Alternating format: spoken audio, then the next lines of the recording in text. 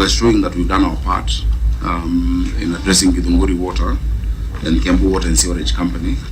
And we've also further shown how in our system, because all of these are IT-based accounting systems, we have CMS, GSOME, the Oracle ERP system, according to us the figures tally perfectly.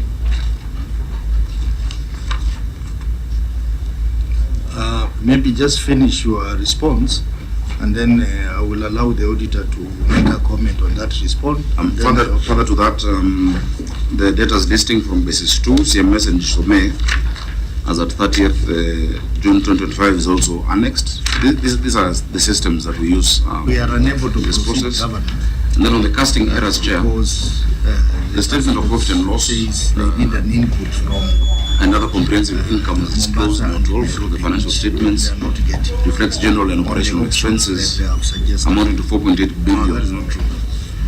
Which I sat with this committee at Treasury, which further include bank charges of 2.6 million. Give them advice. The computation of supporting documents revealed an amount of 4.937, resulting to an reconciled variance of 300,000. So from the 4.8 billion, the question is about 300,000, Bob. But you have shown Annex 6 journal entries correcting the casting errors of 300,000. 300,000 out of 4.8 billion is 0.0000 something percent. But still the journal entries are provided and are provided to the auditor general, Chair. Auditor, your comments on you can test the, I think what you wanted to do is a sample of testing the annexes. If you open Annex 6, you will see the breakdown of the journal entries correcting casting errors, and those errors happen. This was done in February of 2026 of the bank charges at 337 as a debit and a credit of the lease licensing and levy, being bank charges erroneously posted to receivables. Errors do happen, Chair.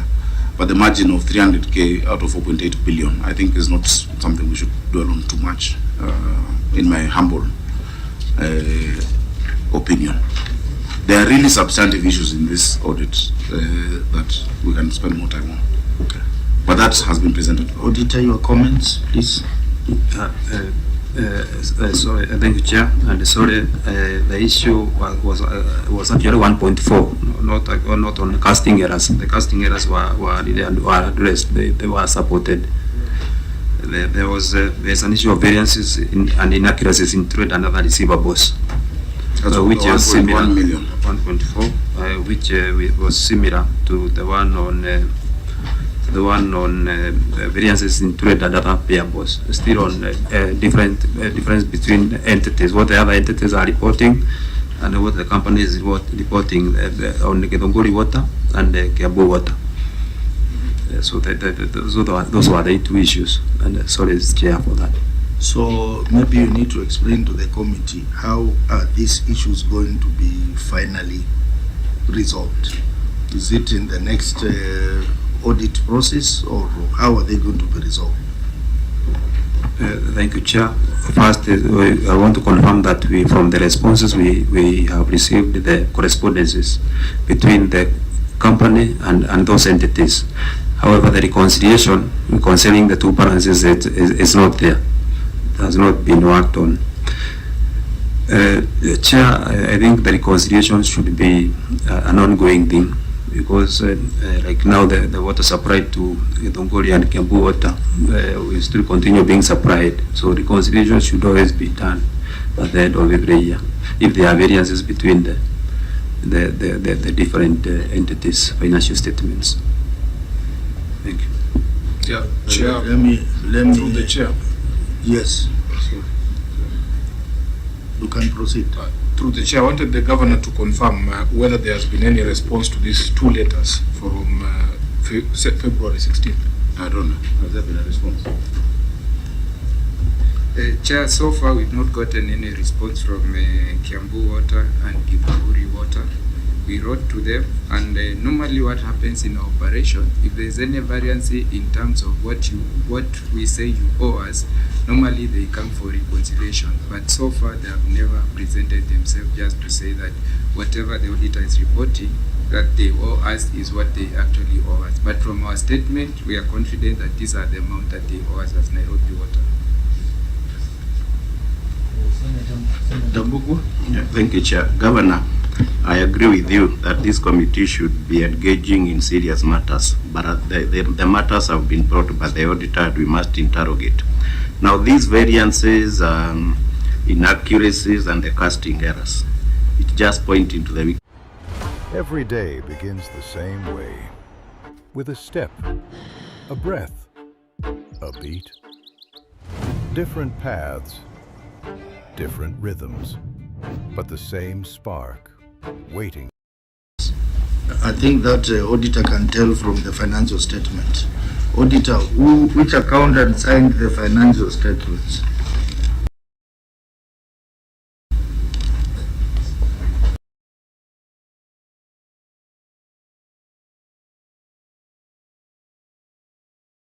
I think, Chair, the accountant is CPA Power or Omondi.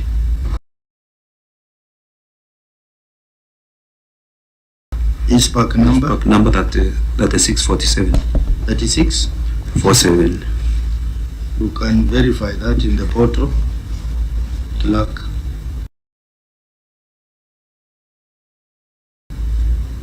Is he here in the first place?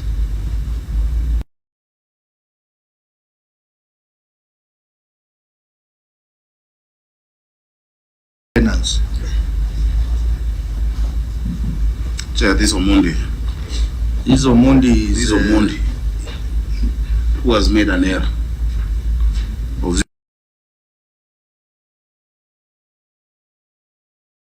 If the error is 300k out of 4.6 billion, and it's an error not even attributable to us, I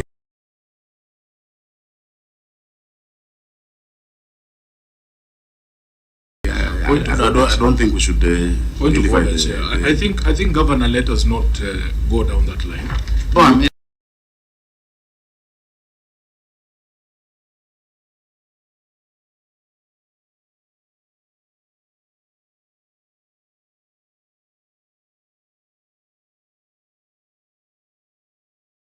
If you attach a letter to an entity and you don't attach the reconciliation, the query has not been resolved. So if they don't respond, what do you want Just us a to do? minute.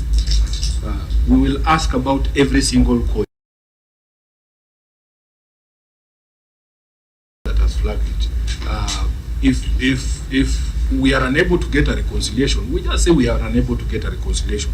But let's not try to trivialize the amounts because all this money is public money. Chair, we're not trivializing any amount. We're looking at the magnitude of the issue, and we have given our part of what we have done.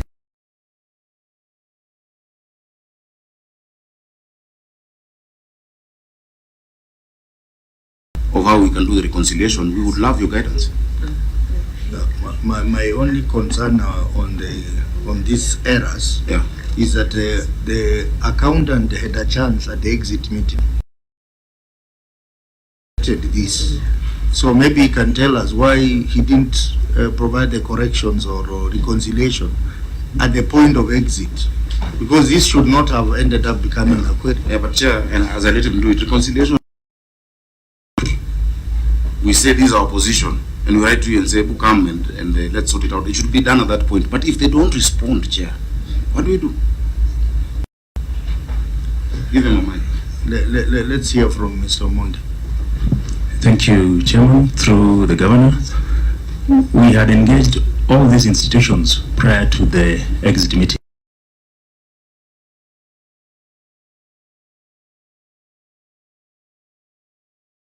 For the reconciliation to take place, we wrote to, as you've seen, Machakos, we wrote to the Office of the Auditor General, because it is one of the institutions listed there as a reconciliation.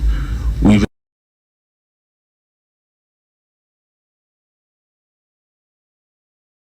is what happened, which is ongoing, the inspection for KRA.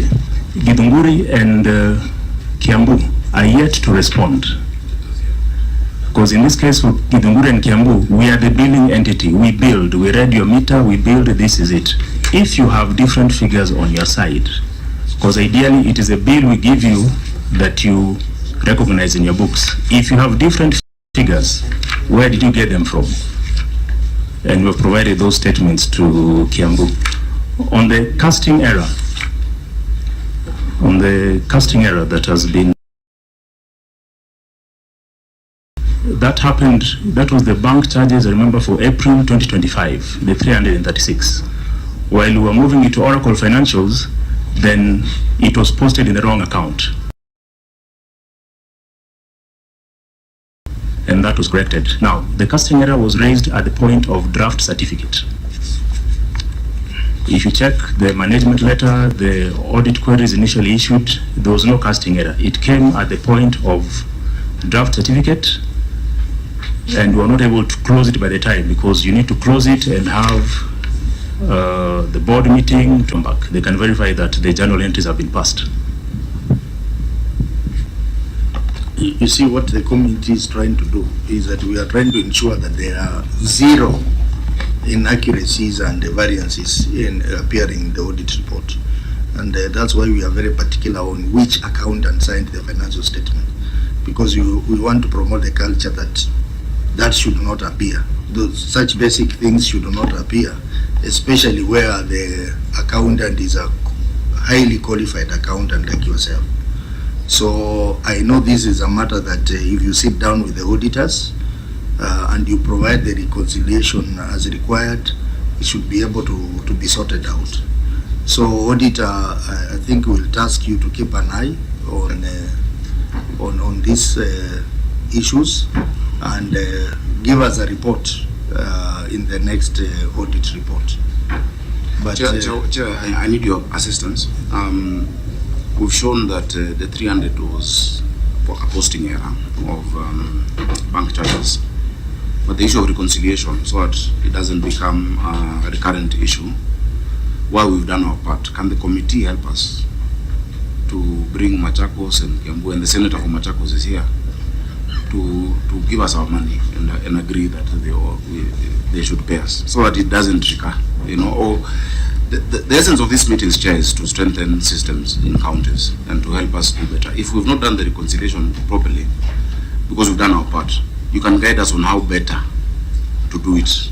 Yeah, we've written, we've asked them to come. If they don't come, you have the power to summon them to sort out that issue. I don't know how else we can do it, and you can guide us on how else to do it, Chair. We will stand guided. I think we will take note of that, clerk, take note of that. The Kiambu is yet to appear before us, Kiambu County, on matters of water. So we will take note of that and raise it with the Kiambu. And Machakos also. Has Machakos appeared before us? Yeah. So I think we'll take note of that. But largely, as much as the committee can try and raise the matter when they appear before us, it still remains your responsibility to follow up with them. And that's what we've shown. We have written to them. Yes. We've called them. When they don't do their part, what do we do?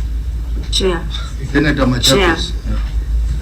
The governor is raising an issue here, which actually, if you are unable to call Machakos here and Kiambu, you have a senator. Yes. Let him bring it to the house, and then we summon them through this committee.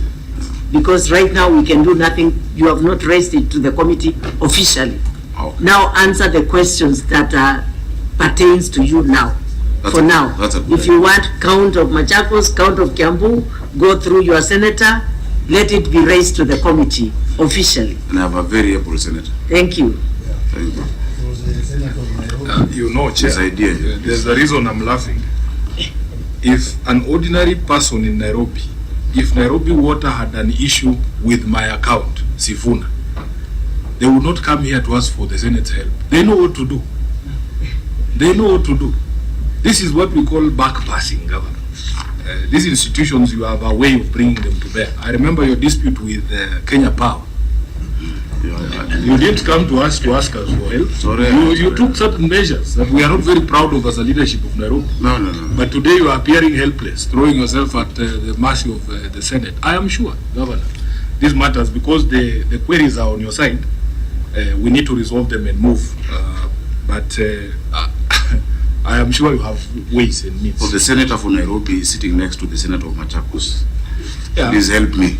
So what we will do? Because I don't want to cut off water to Machakos, and I don't want to cut water from to Kiambu. Well, you know exactly how to bring these people to the table. For That's the point that I am making. When you do that, it's not the water company there that suffers, it's the people who suffer. Yeah, you asked a question, Governor. If they don't respond, what are you supposed to do? You have the tools, but you are saying we will. What we will do? We try all diplomatic methods and DFM methods. Please, when those don't work, please, then we try Nairobi methods. Just try the Kenya Power way. You will be able to.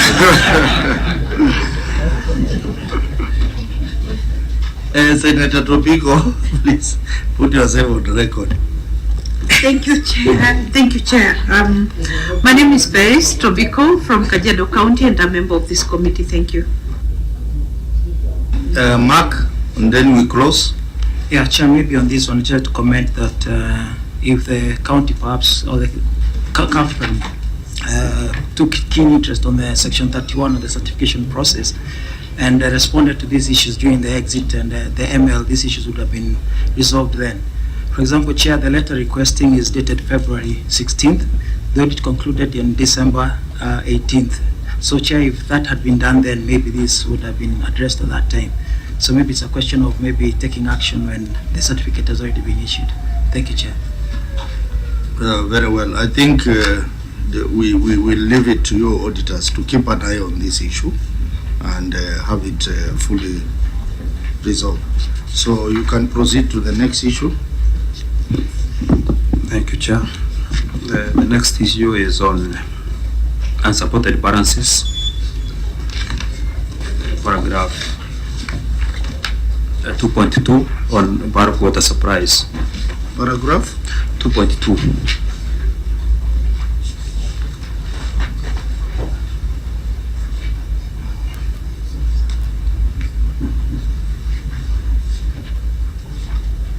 Yeah, paragraph 2.2 on bulk water supplies. The statement of profit or loss and other comprehensive income and as disclosed in note 12 to the financial statements reflects general and operational expenses amount of Kenya shillings 4,860,384,030, which further includes bulk water purchases of Kenya shillings 951,869,402 supplied by the Water Works Development Agency from Karimeno 2 and Northern Collector Tunnel. However, review of documents provided for audit revealed that there were no binding contracts between the agency and the Nairobi City Water and Sewerage Company Limited, and therefore the quality and quantity of water to be supplied could not be determined. Further, records provided for audit review revealed credit adjustments amounting to Kenya shillings 43,529,770 that were not supported with approved journal entries, vouchers, and credit memos. In the circumstances, the accuracy and completeness of the bulk water purchases of Kenya shilling 951,869,402 could not be confirmed. Governor, your response?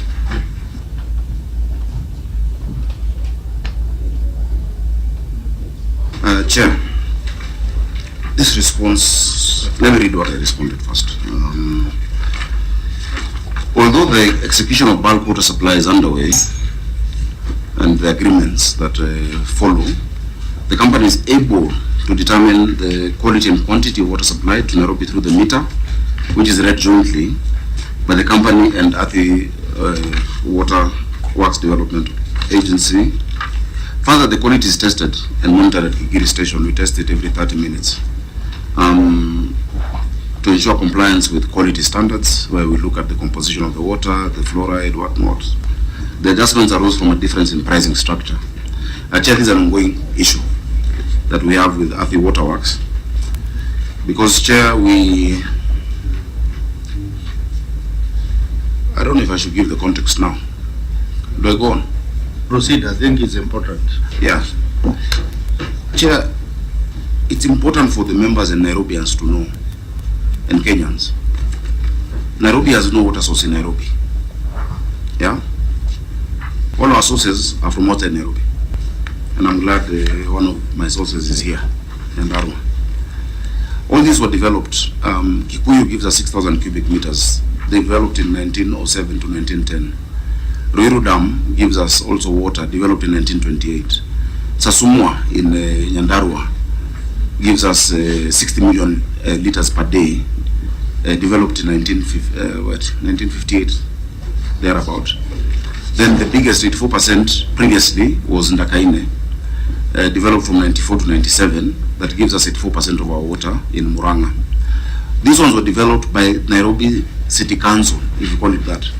When they were developed, and I'd love the auditors to hear me clearly, the water coming is it's a system that includes dams, includes the piping, includes the treatment plant, and then the final connection to the people. Yeah. Now, the latest, because all of this gives us 525.6 million liters a day, yet Nairobi needs 970 million liters a day, with a demand growing at 4% every year. Yeah. So we pushed for the development of more water sources. Northern Collector that's mentioned here in Karimenu are some of those two that we're able to conclude, which add us another 140 million liters a day, and Karimenu is now at 25 to 30. Yeah. Now we are telling Adi Water, because they have developed that they cannot charge us 100%, because in the whole value chain they are also using our infrastructure. Chairman, if you and I go right now for lunch at Kenchik and you want chicken, it is 300 bob. But me, I've come with my own chicken for them just to fry. We will not charge us the same. So we're saying that the value of our infrastructure in that water, because Northern Collector uses Ruiru Dam, it uses, Ndakaine, at least what they have is a treatment at Kiboro, but still part of our infrastructure that we paid for is used in that process to give us our water. You cannot charge us the same tariff as if we didn't use anything. We have used our own, you understand? We have used our own infrastructure to be part of that system. So that is why there is no contract yet, because I don't agree that you charge us 100%, yet you're using our own infrastructure to bring water to us. And remember, Northern Collector 2, Northern Collector 1 is a flood system, cutting across Irati River and all those rivers in Muranga, meaning it's only when it rises above the normal level of the river that the addition is what comes into our own system that was developed by Nairobi County. I don't know if you understand me so far. Yeah, that is the issue we're in. Chair, but in terms of quality and quantity, the meter shows. Chair, point of order. Okay, we have a point of order. Yeah. Chair, we are really pressed for time. Governor, I think you agree with the auditor from what you're saying that we need contracts. Yes. Yeah, now that is the query. Please just let's restrict ourselves to the query. The query is there are no agreements to capture those things that you're saying. I've seen that you have attached a letter here under Annexure 9, a letter dated 31st July 2025. And actually, that letter also says the same thing that the auditor is saying. So what you needed to do in order for us to be able to be satisfied, you needed to demonstrate where these conversations are happening, because there is no annexure here to capture the conditions or the proposals that have come from your county government, including those ones of taking into account the infrastructure that we're using or that they are using. So where is that? Like where can we see correspondence between your government or the entity with Nairobi City Water and the authorities specifying what you want in the contract? I can see here the only issue that is raised in the letter dated 31st July to WASREB says, please note that we are unable to finalize the various bulk supply agreements until the issue of apportionment of water is resolved. That is the only issue that the water company is raising with WASREB. So maybe stick to this question of agreements. We need to be shown through documentation or correspondence what those terms you have put to the water company are in terms of documentation. You know that I will always insist on documentation, so that in the event another person is in that office, because we are not going to be in these offices forever, they can be able to follow up those conversations. Chair, you know, when answering, I have to give the context. of why there's no agreement. And that's the context I've given. And now that you understand that issue, those issues are discussed at the meetings. The meetings have minutes. If you want us to provide minutes, we can provide. But even as recently as last week, we through the even with the COG, we had a meeting with the Earthy Water. What was there? They're not COG, Intergovernmental Technical IGTRC. They're ongoing discussions, so we can bring the minutes of it. But it's important to give the context as to why we can't just have a straight contract based on quantity and whatever the meter shows. It's good to understand that, I think, and this is the best platform to explain. I hope the Senator for Nyandarua is not asking. Senator for Nyandarua, where water comes from?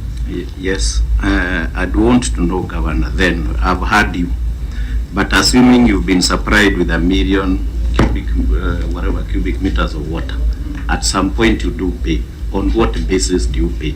Do you just decide you are paying whatever amount? On what basis? That is the interest of this committee. We've never had to pay, because as I'm explaining, all the water sources we have had have been developed by us.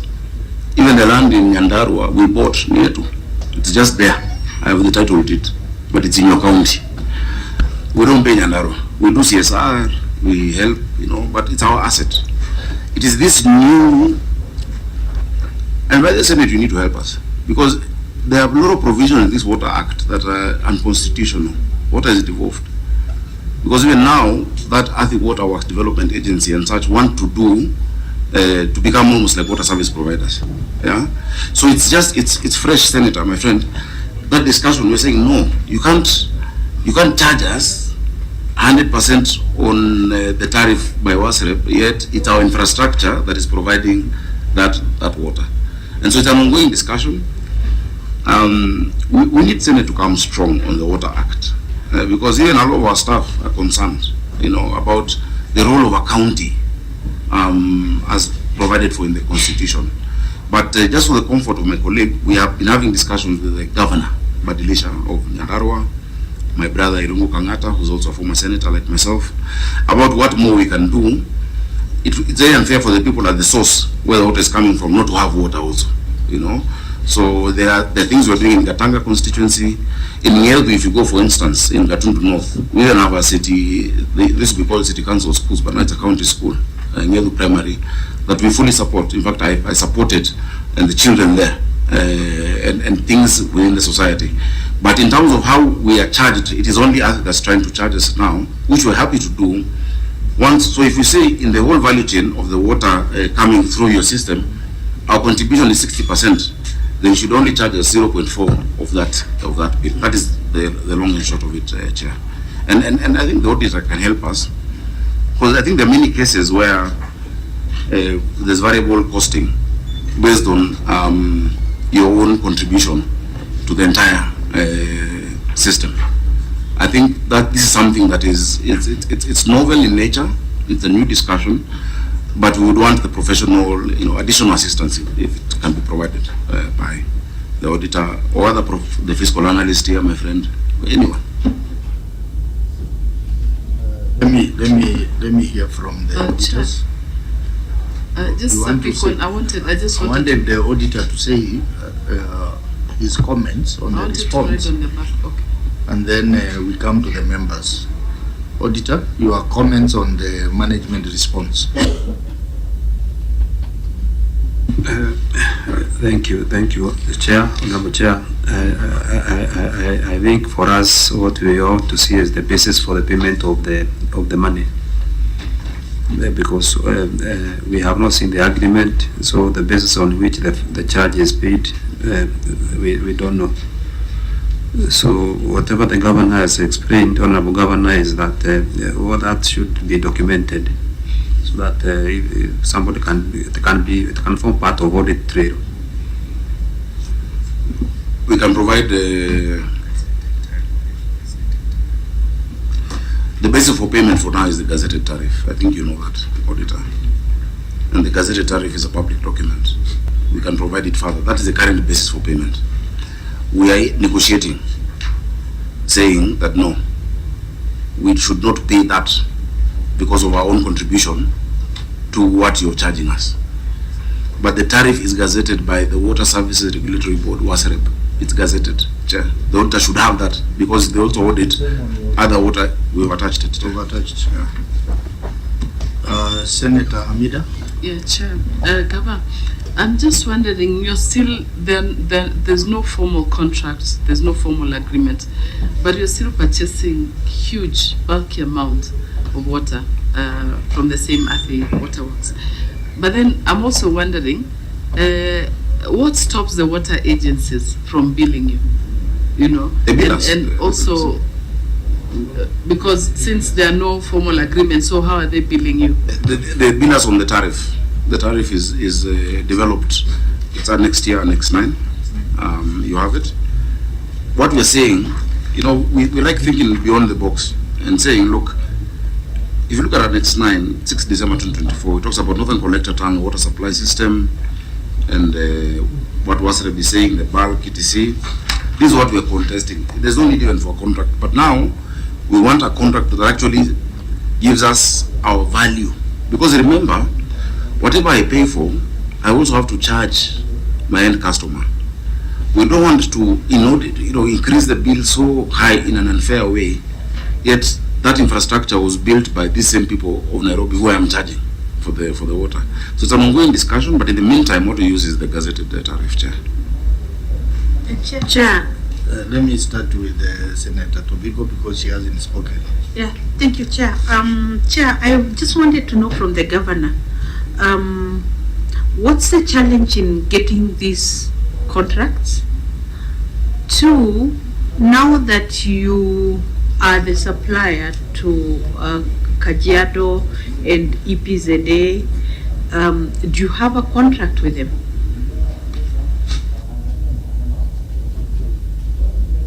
Let me allow the Chief Officer to just give those details. Chair, water payments are not based on contracts. They are based on gazetted tariff by WASREB. Now, the problem that we are having with Athi Water is because of our infrastructure. So the payment that you are making are based on the tariff. Because we don't need a contract to pay water, you need a tariff to pay. But we are telling them that because they are using our infrastructure, and if you look at this tariff, Chairman, you will see there's a tariff of 30 shillings that was applicable until 30th of June. Then there's another tariff of 38 shillings that was applicable thereafter. Because we were telling Athi Water that you cannot charge us 38 shillings, and yet what we are selling to Nairobians is 36. So that contract was for us to agree with them that this tariff that they have gazetted needs to be revised. Even cost recovery, that must be covered when you're looking at this tariff. Chair, let me be comfortable a little bit with this. Then I come to we hear you.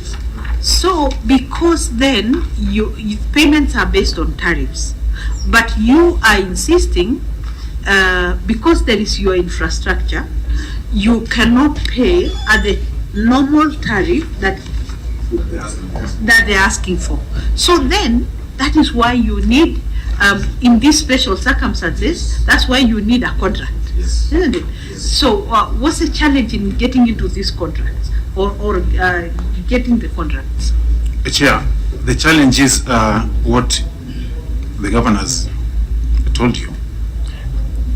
Last year, the Minister National Government did indicate that they wanted to take over the water sources for Nairobi. And they were saying that they have resignated all that infrastructure to national government. In December last year again, the Intergovernmental Relation reversed those assets back to Nairobi County. So the dispute that we are having at COG and Intergovernmental is for us to agree with them, first of all, the asset ownership, who are the owners, because they were moving the assets to national government so that this tariff applies. We did challenge that. And now this contract, you've been told that last week we had a meeting with Athi and COG, And we are agreeing that the assetting should be based with the county government, so that when they charge, and we agreed on the contract, that contract that is being applicable will put the assets under Nairobi. Senator Mudama? Yeah, Chair, my question was, what is the challenge of giving the auditors the documents that they need so that they can reconcile their audit? And again, on this billing of contracts, I don't know if this question should come at this time, but because I'm stepping out, Chair, is that most of the places in Nairobi don't receive water, like where I live. And I receive billing every month, even when I've not received water from. I want you to hold your horses, because we agreed in the pre-meeting that all those issues we'll deal with them when we are looking at non-revenue water. But where do you live? You can give me your. No. Okay, so let's wait for that. But honorable members, I think this query is not unique to Nairobi County. You saw when Mombasa appeared before us, we had the same challenge with the coast water. I think Kilifi, we also had the same challenge.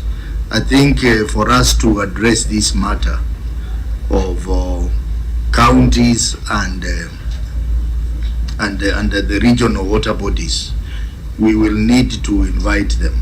And I hope the clerk will pick this issue. We will need to invite Adi Water to come so that we look at these issues substantially. Because it's not just Nairobi Water that has a similar challenge. We have contractual issues between Mombasa and the Coast Water, Coast Water and the Kilifi County, and even Taita Taveta, and even Kwale. So these issues, and as the governor rightly said, there is something fundamentally wrong with the Water Act. There's something fundamentally wrong with the Water Act. And Chair, I'd really implore upon you to support counties in their role. Yeah. Chair, a lot of these assets we're talking about were actually purchased land, the contracts, even when there were loans we've paid for. Now, the national government suddenly realizes that they've done some investment. If you look at what the Northern Collector investment is vis-a-vis what we've done on by ourselves over the years, is only 25%. But if you do 25% and say, okay, now we've done this, we want to take over all the assets. We cannot allow that. And we hope the Senate stands then with the counties. And we should not allow that. Yeah, Chair, and I'm very happy that we've protected this. Imagine from 1907 to date, we have protected these assets of the people. We cannot reverse that all those assets then go to be owned by national government, because they have contributed 26% only, the 140 million liters. Yet the 525 that was coming originally to Nairobi was done by ourselves. So that's something I think you should take up urgently. It's not unique to Nairobi. But on the audit question, the basis for payment is a gazetted tariff, nothing else. The contract, for instance, Senator Tobiko asked our contract with Kajiado or with EPZA, there's no need for contract there. The same way even for you, where you receive water in your house, there's no contract per se. You just have a bill and a meter and a gazetted tariff and you pay. Chair, so please take this up for the interest of devolution and in the interest of counties. And counties have the capacity to develop water sources. Chair, right now we're going to Maragua 4 and Northern Collector 2 to add another 180 million liters of water, because in as much as we've added this 140, there's still a gap of 220. That's why maybe Senator Mudama is not getting water. These are things that we can do. Unfortunately, the PFM structure, even of borrowing, limits counties. Before, the council had more power to borrow than a county now. That's why we're able to do those 4 sources. I'll give you an example. In Ngedu, we lose 30 million liters every day through the filtration system, the backwash filtration system. My engineers, who are the best, in terms of any water service company, have come up with a reverse backwash system that will not only help us save the 30 million, which is half of Sasumwa, but when it is raining, we'll get maybe 60 to 70 million liters a day. at just the cost of 2 or 3 billion. 3 billion shillings, you know. But for that, for us even just to get that 3 billion, it's like moving mountains. Yet, Kanjo could do it better or faster because the restrictions in PFM were not there. So, you know, we want to give Kenyans and Nairobians this water, but there are certain hurdles in the law that are very unnecessary for agencies that are very viable. Chair. So I think this is a discussion we need to make bigger, possibly your committee plus the water committee, on how to strengthen these water service providers, because counties do have the capacity. If you look at Mombasa, what they can do, leave alone what's coming from Zima Springs, the amount of water going into the Indian Ocean, setting up even a solar reverse osmosis system that they can finance, would sort out Mombasa issues for a long time. If you go to Tana River, Kipini, with Malindi, if you see the amount of fresh water gushing into the Indian Ocean, you'll cry, because the people around there also have no water. So, Chair, it's a bigger discussion that I would want the Senate to take up on behalf, and it's a legacy discussion, because it addresses the real fundamentals of devolution. Was devolution to strengthen these units or to weaken them? Because if the city council could do things that now our county government cannot do, then we've gotten something wrong, and that's what needs to be resolved. Okay. So I think we'll leave it at that point. Clerk, you flag out this issue. From April, we will be examining these matters, not just for Nairobi, but for all the other counties affected. So we can proceed to the next issue. Thank you, Honorable Chair. The next issue is paragraph 4 on trade and other receivables. 4.1. Paragraph 4. 4.1. Okay, proceed. Wrong outstanding trade and other receivables. Note 21 to the financial statements reflects gross trade receivables balance of Kenya shillings 9,704,571,162, out of which Kenya shillings 8,852,712,740, or 91% was outstanding for more than 120 days. However, management has not provided information on steps taken to recover the wrong outstanding receivables, and there is no evidence of demand notes issued to customers with wrong outstanding water bills. Further, the review of the finance policy provided revealed that the Director of Financial Services and the Strategy needs to update the board on steps taken to recover water debt. However, the reports have not been provided for audit. Thank you, Chair.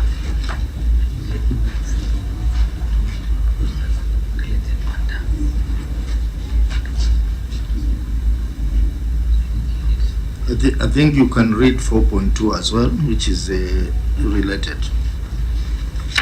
And then the governor will respond to the two queries at once. 4.2, Honorable Chair, unmigrated receivables, the GSOME system. Note 21 to the financial statements reflects gross trade receivables balance of Kenya shillings 9,704,571,162. Review of the debtors listing as at 30 June 2025 revealed receivables totaling Kenya shillings 3,902,250 arose from the unmigrated GSOME system. The company lacked adequate data and information on the customers recorded on the GSOME system, creating a significant risk of unrecoverable debts. Further, the company lacked adequate data on the GSOME system receivables as the accounts were still being verified. Thank you. Okay, so Governor, you can respond to the two queries. Yeah, one at a time. It is GSOME, not GSOME. It's important to say that so that people know the essence of the system is for citizens to read their own meters. It's GSOME, read for yourself. Yeah. And I'd like the auditor to give me his meter number so that I know whether GSOME appear and whether he's receiving water. I would not. I'll make sure they always have water. But just on a serious note, so the company has taken steps to pursue defaulters, but there are some defaulters that are difficult to deal with. And Chair, I was just looking for a record that I have. Maybe Governor, you can read out the response and then you give the explanation. Okay, the company has taken proactive action to pursue the defaulters by initiating a legal process and escalating non-paying water service providers to the regulator, because the regulator then for intervention. For government debts, various demands have been issued. Other measures taken include disconnection, use of media campaigns, SMS messages. The Director of Financial Services and Strategy provides quarterly progress reports to the board, status of the trade receivables and actions taken. That is given to the board of Nairobi Water every quarter.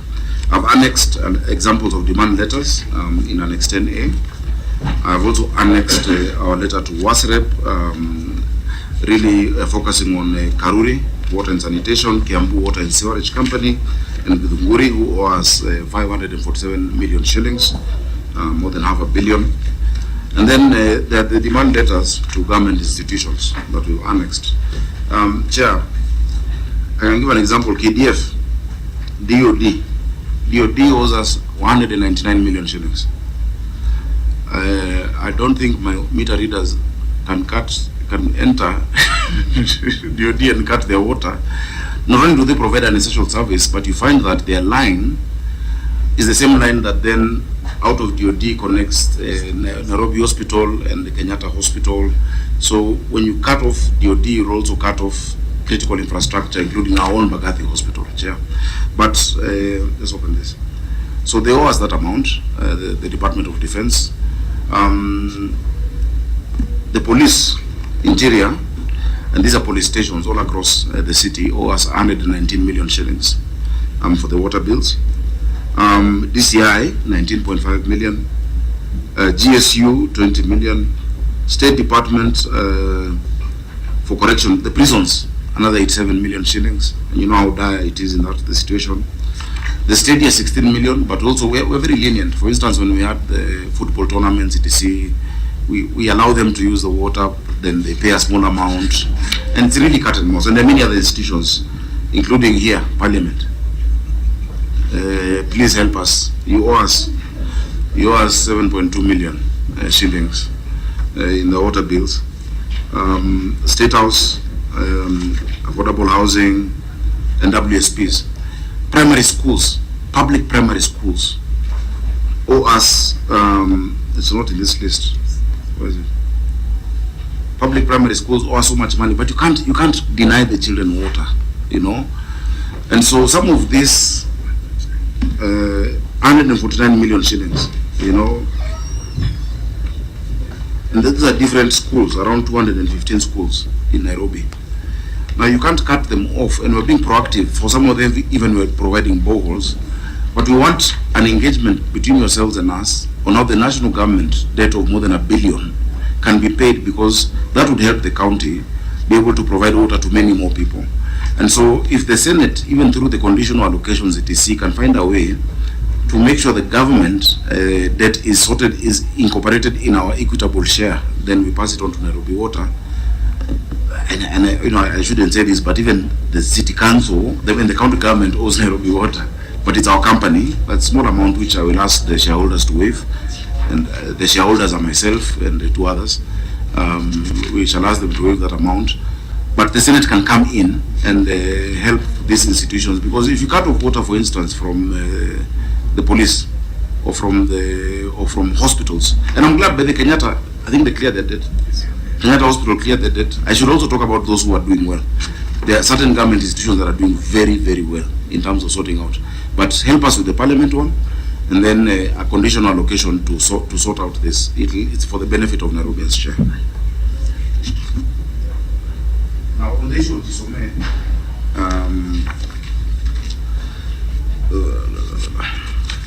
the number of accounts that are not migrated, let me read the answer first that I gave.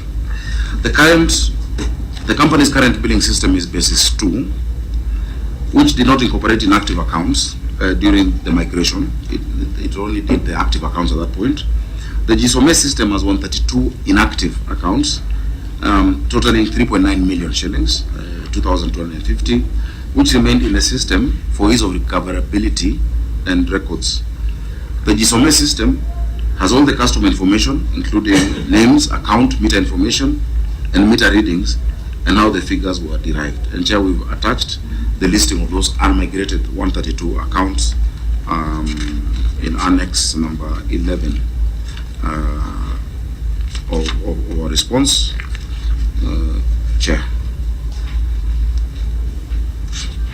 I don't know if the MD wants to add anything onto that. Yeah, one of our biggest data, as His Excellency has said, it is more with the government institutions. Because at times now you need to make that decision. Do you connect Kiambu water? What happens to the people that are in Kiambu? Do you disconnect Kidunguri? Those are our biggest challenges. At times we were really pushed to disconnect DOD with the Ministry of Water. But you know, the governor has said our main line that passes through DOD is the same line that serves the State House. So when you make that decision, now that is a catch-22 situation to us, but we've escalated to the Ministry of Water, and they are really trying to help us to see how these people are coming to pay us. But the Senate can actually help us, because you're the ones who divide revenue between two levels of government. And so you can add a small component, even if it is $500 million for us, then another half, to clear the last, the old debt. Many of them are saying, if you clear the old one, we can pay. But primary schools will still be unable to pay. The capitation going to the primary schools, I don't see them, and they keep asking. Last week I was in Kawangware Primary, and they want that connection added. And I know, yes, we'll connect them, but they will not pay. You know, so we need to be very pragmatic on how we sort out these very vulnerable institutions that require that service. And Chair, this is part of what you're saying is non-revenue water, because it is water that is built, it is water that is provided, but you cannot stop providing. It's a human right that needs to be paid. It's one of the human rights that you need to pay for, you know, which is water. Air is free, other things are not as expensive, but this one must be paid for, Chair.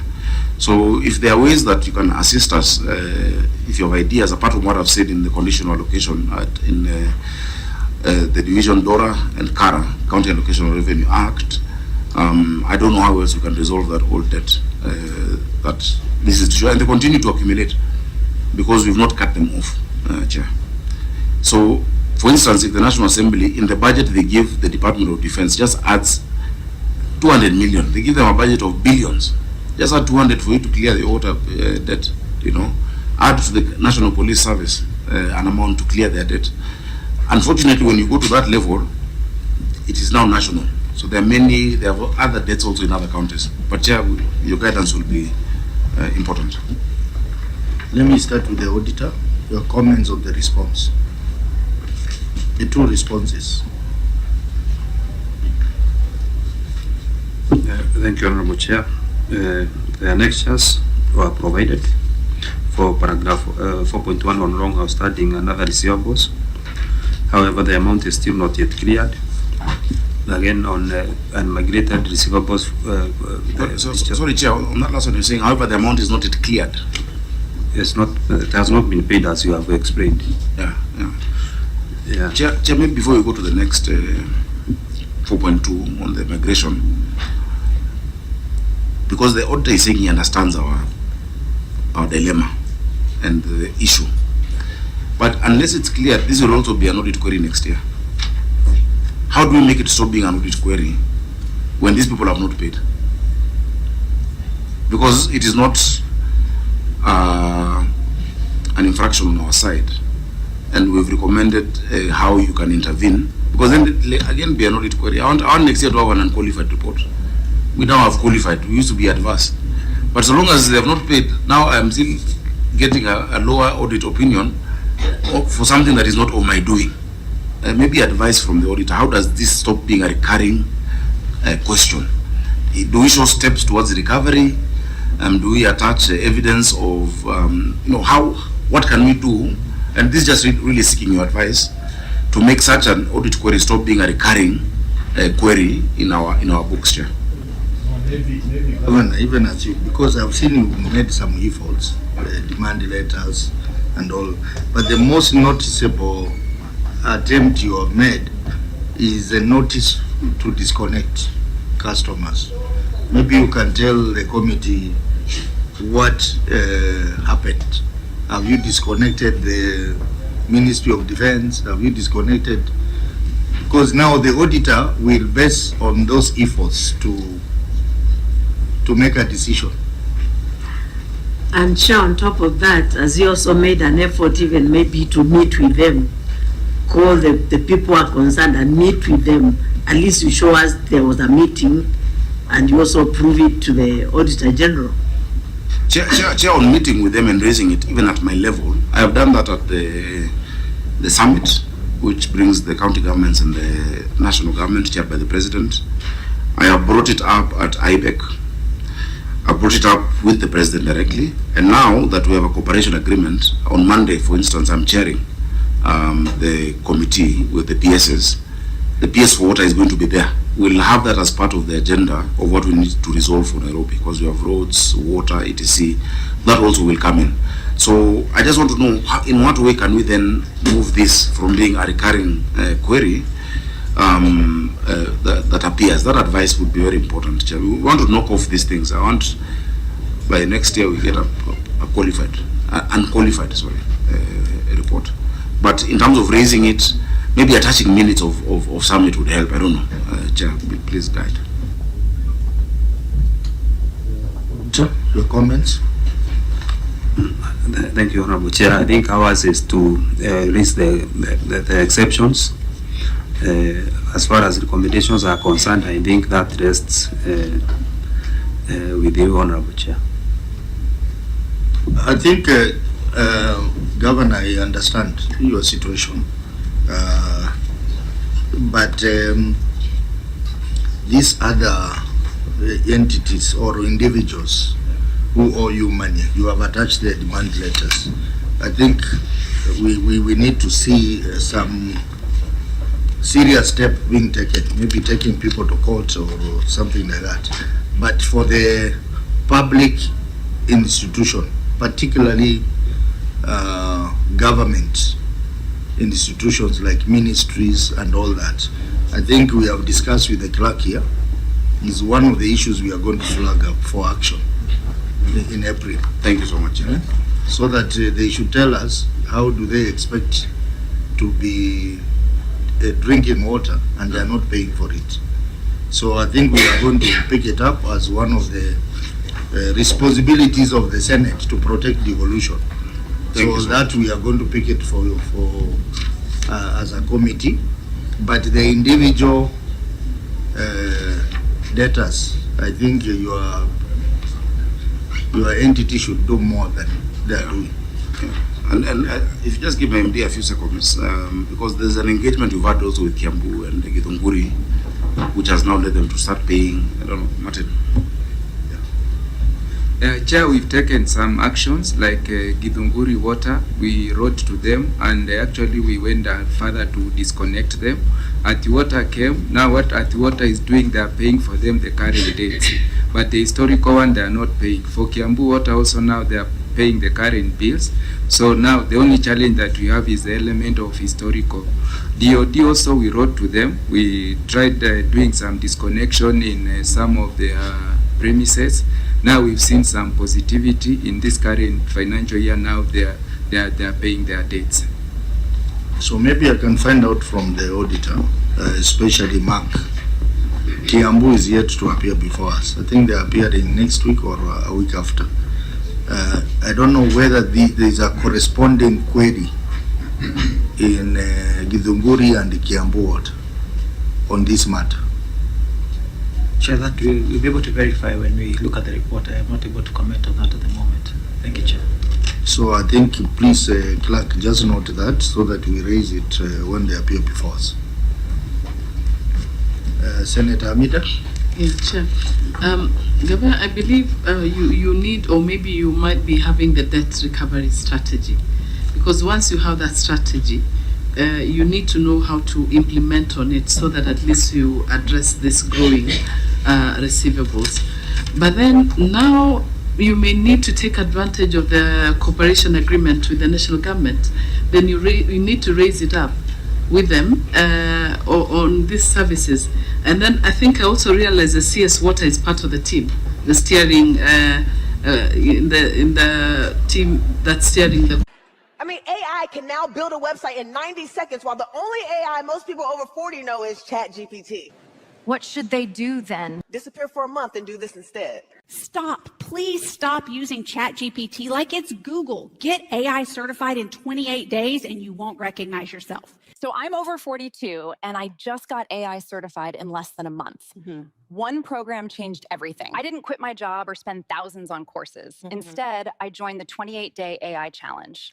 What if I've never worked with AI before? Perfect. This challenge is built for people over 40. Yeah. A simple learning routine that fits your life, not disrupts it, and the best part, you're AI certified at the end. So when does the program start showing results? In 1 week, you'll feel unstoppable. Yeah. In 2 weeks, you'll have your strategy. In a month, you'll wonder why you didn't start sooner.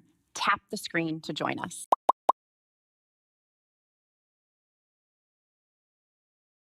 The DCCs, etc.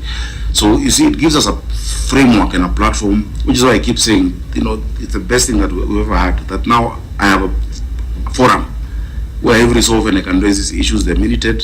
I can make sure that in their budget, in the appropriation, what they put in their budget proposals, it is included. You know, we've never had such a chance, Chair, and I'm glad. So we'll report on that, and possibly maybe what the auditor would want would be then the minutes of correspondence that we can keep adding when there is that question.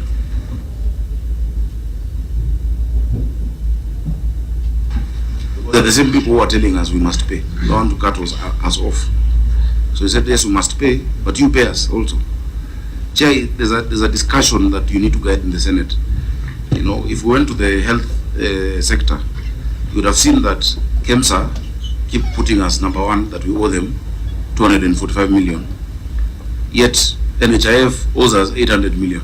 And SHA owes us, and tell them to Qatar, give us change. You know, take it out there and give us the balance. You know, so it's a question of what comes before what.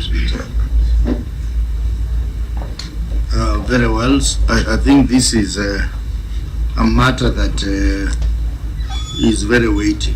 And I think, Governor, as you rightly put it, you may need to take advantage of the cooperation to ensure that this is resolved. In fact, I noticed that the Prime Cabinet Secretary is it the chair or what?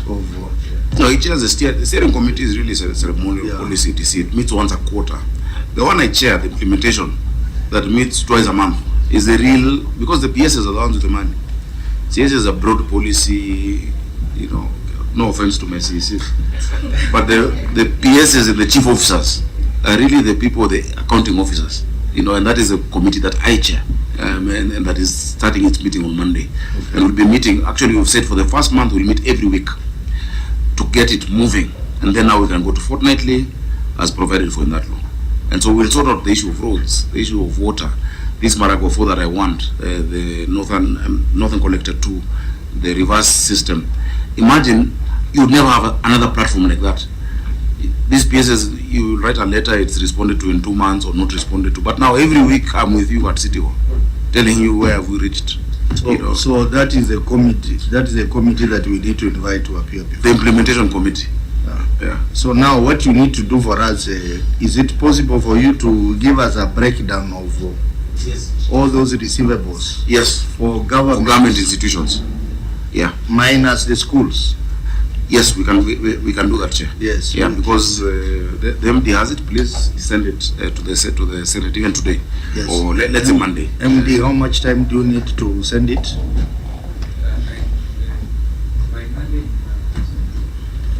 By Monday. Yeah, by Monday you have it. Please send it to the clerk, and the clerk, as I said, flag that as one of the issues to follow up.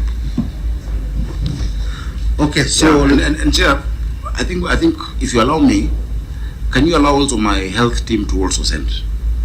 Because, for instance, the Nairobi Funeral Home, anybody that is found out there by police is dumped at the funeral home, but they don't pay. We have from prisons, prisoners being brought to Magathi Hospital for treatment, and they don't pay, and they're not insured. So can you just allow us to give the water and also the health institutions debts from national government? I think for health we already have made a decision. We will be meeting the Ministry of Health on that issue, not just for Nairobi but for all the counties. Yeah, look, the time we stopped receiving bodies. Then the IG told me he has no mortuary. So I told him, now how do we help each other? Because they have budget. Actually, if you look at the itemized budget line in the National Assembly, it talks about such incidentals. So it will be good, even when you having the Cabinet Secretary for Health, to have the facts with you. That as an example, that in Nairobi, in the case of Nairobi, this is what you owe hospitals, this is what you owe from Shah reimbursements, NHIF, and this is what you owe the funeral home, what used to be called the city mortuary. Okay. Auditor, I didn't hear your comments on Gisome. Thank you, Honorable Chair. On Gisome, the detailed support for the 3.9 million was provided. However, there was no evidence of migration to the basis 2. You have no evidence for? Migration of the amount. Migration of the data? Of the data. Of the data. Of the data to the new system. So maybe, Governor, you can comment on that. Chair, we don't want to migrate them because they're inactive accounts. You know, there is no need to migrate the inactive accounts, but the details and records of those inactive accounts are available. They're still available, and they're attached. They're attached in Annex 11. You know, you want your system to remain efficient, and so migrating inactive accounts, it's the same way when you talk about IFMIS, the previous systems of accounting that were there in the counties, life homes. There are things in life homes that you don't migrate because you just clog your system, but they're still available for review, and the record is still kept. You can actually look at it, but you don't want to clog your system with another 132 inactive accounts that have been closed. Some of them people have moved, they have merged into, you know, for instance, if there was 1 meter in Kileleshwa, and then somebody builds apartments, that 1 meter becomes inactive because now you have 60 others, you know, that have come from what used to be 1. You know, that is just an example, Chair.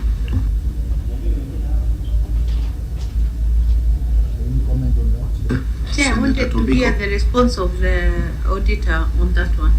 Auditor? Thank you, Honorable Chair. The expectation is that once you have a new system, everything that is in the old system should be carried over to, there should be a cleanup, and then the data should be migrated to the new system. Because now it's like we are having 2 systems, the old that was there, and then we have a new system that does not have the old data. Thank you. Chair, if DOTA insists that we migrate the inactive accounts, we'll do it. Inatujazia tu latency na the MD was the IT director before. Let him give you a technical answer on the IT aspect of it. Chair, the challenge of us migrating those accounts, it will bring in a lot of control issues because these customers, you are not billing them. They are so inactive, but they owe you. The challenge we have is now the only initiative we can do is to write off that debt. But what you are saying is we need to maintain that record for the audit purposes so that when we are saying that these are our debtors position, somebody can go there and verify that in basis 2 you have 5.4 billion, and in Gisome you have 3.2 billion. Otherwise, if you migrate it, you bring in a lot of inconsistency. You just hog your system for nothing. Senator Tobiko, what's your point? Chair, I mean, for me, I thought, particularly the example the governor used made sense. There was one account, maybe one of those old houses in Kileleshwa or Lavington, but now apartments have come up, so it has changed from one old account to a number of several other new active accounts. How does the auditor insist that that account should still remain? I mean, for me, it doesn't make sense. Maybe I'm not an auditor, but I don't know. Let Mark explain. Thank you, Chair. I think what the auditor is requesting is for a cleanup before migration. As the MD has indicated, there are those who they think will not pay, or as His Excellency has indicated, there are those which have now merged. Then why don't you clean up and then migrate, so that then we don't have a system that has one day set of data, another one that has another set of data. Cleaning up means remove them? Maybe if I respond from the accounting point of view, it's like the way you know, for the audit trail, when you are carrying forward, brought forward and carrying forward, out of which, because at the end of the day, maybe the Nairobi Water might present it to the board as a point of reference, because it is still a carried forward balance. So it's always good when you do reconciliation and you know it's a genuine balance, you carry it forward regardless, because you're still making reference that when you are making provision for receivable for the same. That is why we are saying, if you are sure it's a valid receivable, you just migrate it so that it will be a continuous balance. It's carried forward in the books and in our list of receivables. It's just we're talking about the IT, the system. Chair, if you allow us, please allow us to work on this with the auditor, because also the auditor has a strong team on systems. It looks like an issue that auditors and MD, you can easily sort it out. You sit down and see how to resolve this. Next issue, and I think we are not doing very well on time. It's already past 12:30. Yeah, thank you, Honorable Chair. The next issue is on paragraph number 7 on unsupported customer deposits. The statement of financial position, and as disclosed in note 27 to the financial statements, reflects customer deposits balance of Kenya shillings 1,309,078,313, which includes accrued interest of Kenya shillings 29,323,702, calculated at 3% per annum. However, it was not possible to verify the basis of the interest accrual, as the company did not provide evidence of investments or an interest-bearing account to support the reported accrued interest. Further, the actual customer deposits balance as at June 2025 could not be determined, since the company did not maintain a separate bank account designated for customer deposits. In the circumstances, the accuracy and completeness of customer deposits balance of Kenya shillings 1,309,078,313 could not be confirmed. Thank you, Chair. Governor, the response. Chair, the 3% interest was derived from legal notice on 23, Water Act 374. The City of Nairobi Water Supply Laws 1974 Clause 36 1 of the Water Act. Additionally, the company's finance policy Clause 7.8 provides for the same. The law is categorical. The money raised by water service providers are ring-fenced in the business for furtherance of the services, and this is a practice the company has adopted. However, in closure of the services, the deposit is refunded as per the policy. I hope I'm answering the right query. Yeah. I've put 2 annexes. One is the Water Act, Cap 374. That's Annex 15A. So there's the legislation, the specific provision that guides us, as well as the Clause 7.8 of the finance policy that also guides us. Auditor, your comments on the response? Yeah, thank you, Honorable Chair. Yeah, the company has provided the raw extract of 1974. Again, yeah, these funds have not. There is no evidence that the funds have been invested in any interest-bearing account. So the issue there is the source of this interest. Okay, the raw has been provided, yes, but the customer deposits have not been invested. Again, we have not seen a separate bank account where the deposits have been deposited. Yeah, maybe Governor, before you come in, let me ask the legal officer to read for us the provision on customer deposit. What does it say about having a separate account for customer deposit? Is it mandatory in law? Chair, as I get the section, it would be, because the customer deposits in title belong to the customers. The deposit is made available to the service provider to guard against any damage to property, etc. And as His Excellency has indicated, upon the termination of the service relationship, it is owed back to the customer.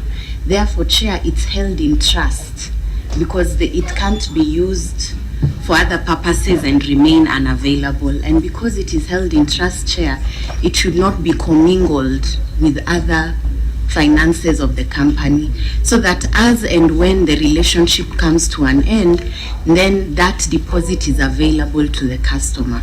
Chair, I believe that's why the Auditor General raised that issue. So, Chair, the legal title, the property belongs to the customer. The monies are in the possession of the water service provider. They are held in trust until such a time when the relationship comes to an end. The reason they are held in trust is twofold, Chair. Number one, to act as security against damage to any property or any obligations that the customer may have to the company. But the inverse of that is that the monies must be made available to the customer once the commercial relationship has come to an end, Chair. Okay, let me give it to the governor first, and then I'll come to you, Senator. Maybe allow me to give the MD to expound, because this money is always refunded. There's no case where it is not refunded. But we don't feel, first, there's no law that says it must sit on its own separately, because also that will not be, the parable of the servants who are given talents. The servant, the master gave one talent, another one 3, another one 5. The one he gave one said, I have hidden it because I know you're a very cruel master. And he was reprimanded. The second one also said the same, but the third one said, ameongeza. So we use this money in operations, but we still have the capacity to refund. Is to improve services to the rest of Nairobians. Instead of, imagine just money sitting somewhere in an account doing nothing, yet we will not yet exhausted support. So the contractual obligation, or rather the legal obligation that we have on deposit, the same way even in your house, if you're renting, you pay the landlord a deposit. It doesn't mean the landlord does not use it, but the day you need it back, it has to be availed. I don't know if you want to expound on that. Chair. Chair, before they answer, maybe I can ask a follow-up question so that they can answer all together. Even as the governor says that they don't have, gives the parable of the 3 men who are given these talents. If you go to the Bible, then we'll preach here because I'm a preacher. But I don't want to go that direction. What does the law say about using this money for customers' deposits if it's going to be used anywhere else apart from refunding to the customers, even if not borrowing? Because using is like just borrowing. What does the law say about that? Can you read us the law? Okay, legal. Yeah, I think what the Honorable Senator is referring to is previously it had been thought that the use of these monies are governed by the provisions of the PFM relating to short-term borrowing. Chair, I don't think that's the correct legal position, because the short-term borrowing under the PFM relates to actual instruments that are short-term in nature. If you look at the definition of short-term borrowing under the PFM, that's why, Chair, I insist that these customer deposits, Chair, they would be subject to the laws that govern properties that are held in trust. Because, Chair, as I indicated, when the customer makes the security deposit, it is the purposes are twofold: to ensure that some sort of security is given to the service provider to ensure that any damage to property will be able to be compensated at the end of that commercial relationship. But on the other hand, inversely, Chair, it is the right of the customer at the end of the commercial relationship to have the monies given back to them. Chair, where I don't agree is that these monies may be used for purposes that are not, that there's a carte blanche on what the money can be used for. Chair, that's why the committee has been insisting in other instances that there must be an internal policy on, number one, if the monies are deducted from the accounts for customer deposits, then under what circumstances are they paid back and what can they be used for, Chair? Because, Chair, remember I've indicated to you that these monies belong to the customers. They are held in trust to ensure that should there be damage to any equipment that are owed to the WSP, then they're able to be hived off before the monies are made available at the end of the commercial relationship, Chair. And Chair, that is why we should hear what the law says as we move forward. I think she has summarized. Yeah. She's a very competent lawyer. She knows all the laws in her head. She has Chair, summarized all that. I don't mean to interrupt. And then what we need to interrogate is what is the board policy on dealing with these customer deposits. Yeah, I think that's what she's referring to. That is exactly what I'm referring to. The board policy on customer deposits. Anyway, let's listen to. You know, Lucy is my friend. She was my legal person when I was chairing committees in this house, and she's very smart. Chair, our finance policy is attached. It talks about the refunding the customer. Chair, this is Nairobi Water, our account. Yeah. This is our collections inside there. Yeah. This is customer deposit. If I drink, which one have I done? Have I done our collections or the deposit? So long as there is always be a refund of that deposit on demand, and you've not had any complaint that the refund has not been done, the company must continue to execute its mandate. If you look at section 131 of the Act, it says all monies collected, and that's possibly one of the only provisions that are direct on it, must be used for the furtherance of the company's objectives. So provided for the fact that we will always refund, in fact we have been refunding with interest, just that this year we want to stop the interest story that we've been refunding with is that true? That's how we've been doing it. The company must continue to achieve its objective. So in the law there's a letter, of the law, but what is the spirit?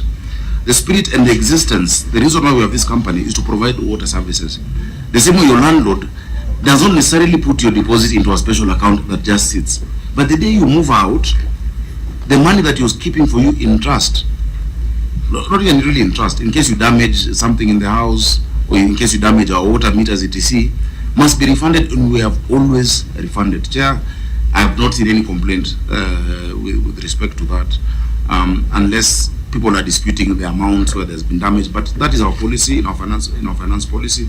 We've attached it, and as well as in we've said what the Water Act says. I think it is section there's 131 which is general. 131 just 131 of the Water Act talks about monies collected. It says that all funds collected for water services by the licensed water service providers holding county or national public assets on behalf of the public through water services bills and other sources shall be used entirely for the purpose of covering costs for the provision of water services and asset development according to regulations made by the regulatory board. So, Chair, I don't know how else to explain. When you go to the bank, Chair, maybe you have, I know you're very rich, because I know you're becoming a governor. Your money for Osotsi is not in a box. No, your money as Osotsi, in cooperative bank here, there is no box written Osotsi that this is your money. You know, those Masai went to an ATM, removed, okay, not, sorry, no, let me not say the community. She's here. Withdrew 50,000, then went inside and told the teller, if I find my money on the road again, mutaniona. There is no specific package where your money is. Yeah.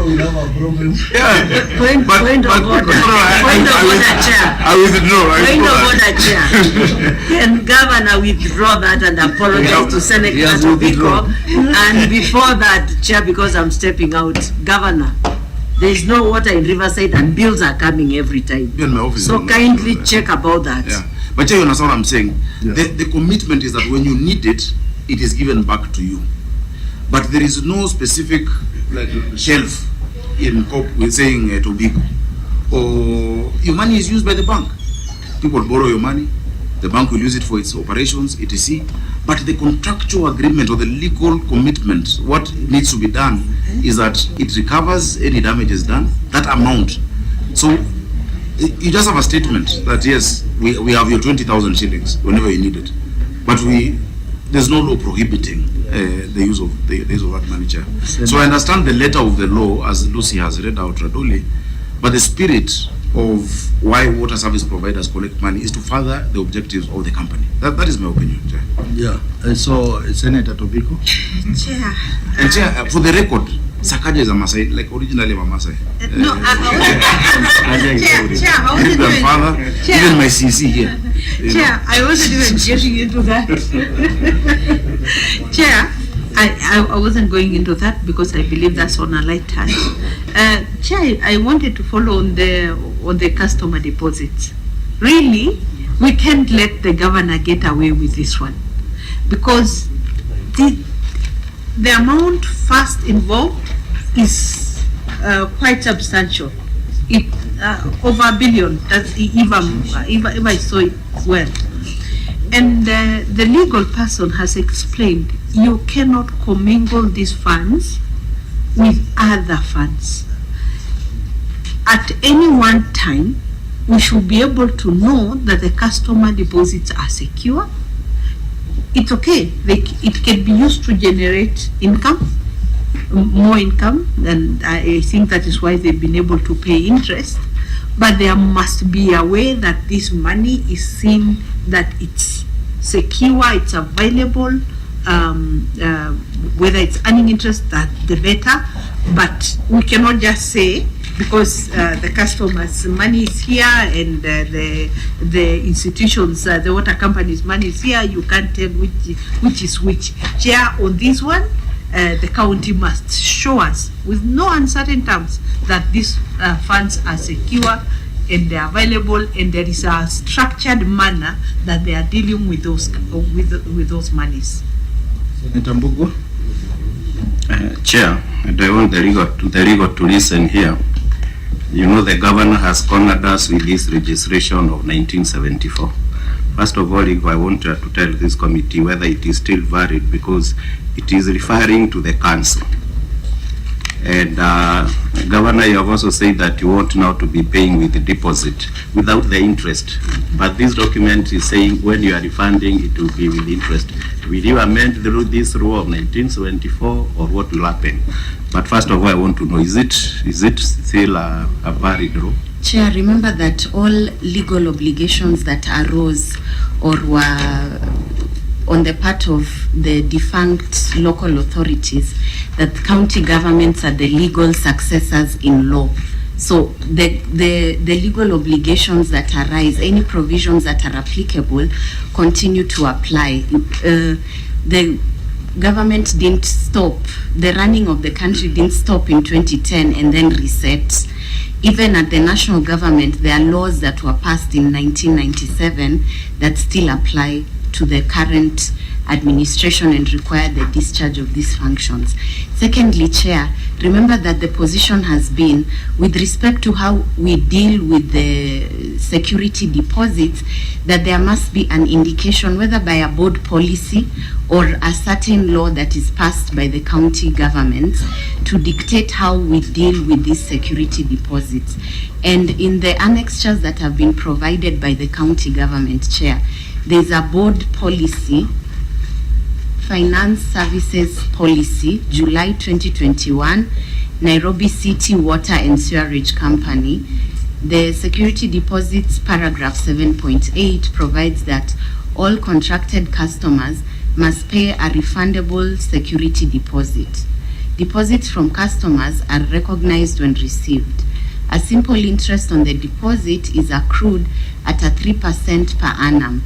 Upon de-enrollment, the security deposit is refunded inclusive of the interest.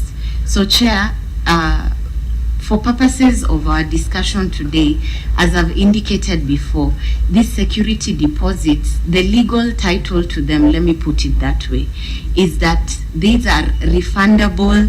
It's a refundable asset that belongs to the customer, that at the point of the termination of the commercial relationship, which is referred to in this policy as upon de-enrollment, the security deposit is refunded inclusive of the interest. Chair, the other component of this security deposit is that, as I've indicated, it is a financial safeguard for the service provider against potential loss that arises from damage to property. So it serves those two bases. So perhaps what the committee has been trying to communicate, not just to this particular county, but to the rest, is number one, is there a policy that dictates how these customer deposits are dealt with? But Chair, we must be clear to His Excellency that the customer deposits are an asset that are refundable to the customer. So as Senator Tobiko is observing, they can't be dealt with in a manner that does not take into account whether they are safe or not, including, Chair, to be honest with you, in trust law, that when monies are held in trust for you, the obligations that arise are fiduciary in nature, that how they are dealt with is in a manner that they will not be eroded. So I think that's what the committee is looking for, those assurances from the county government. Thank you, Chair. I think she has dealt with the matter very conclusively. And Chair, the assurance of the safety of the money is in the refunding, and that has not been an issue.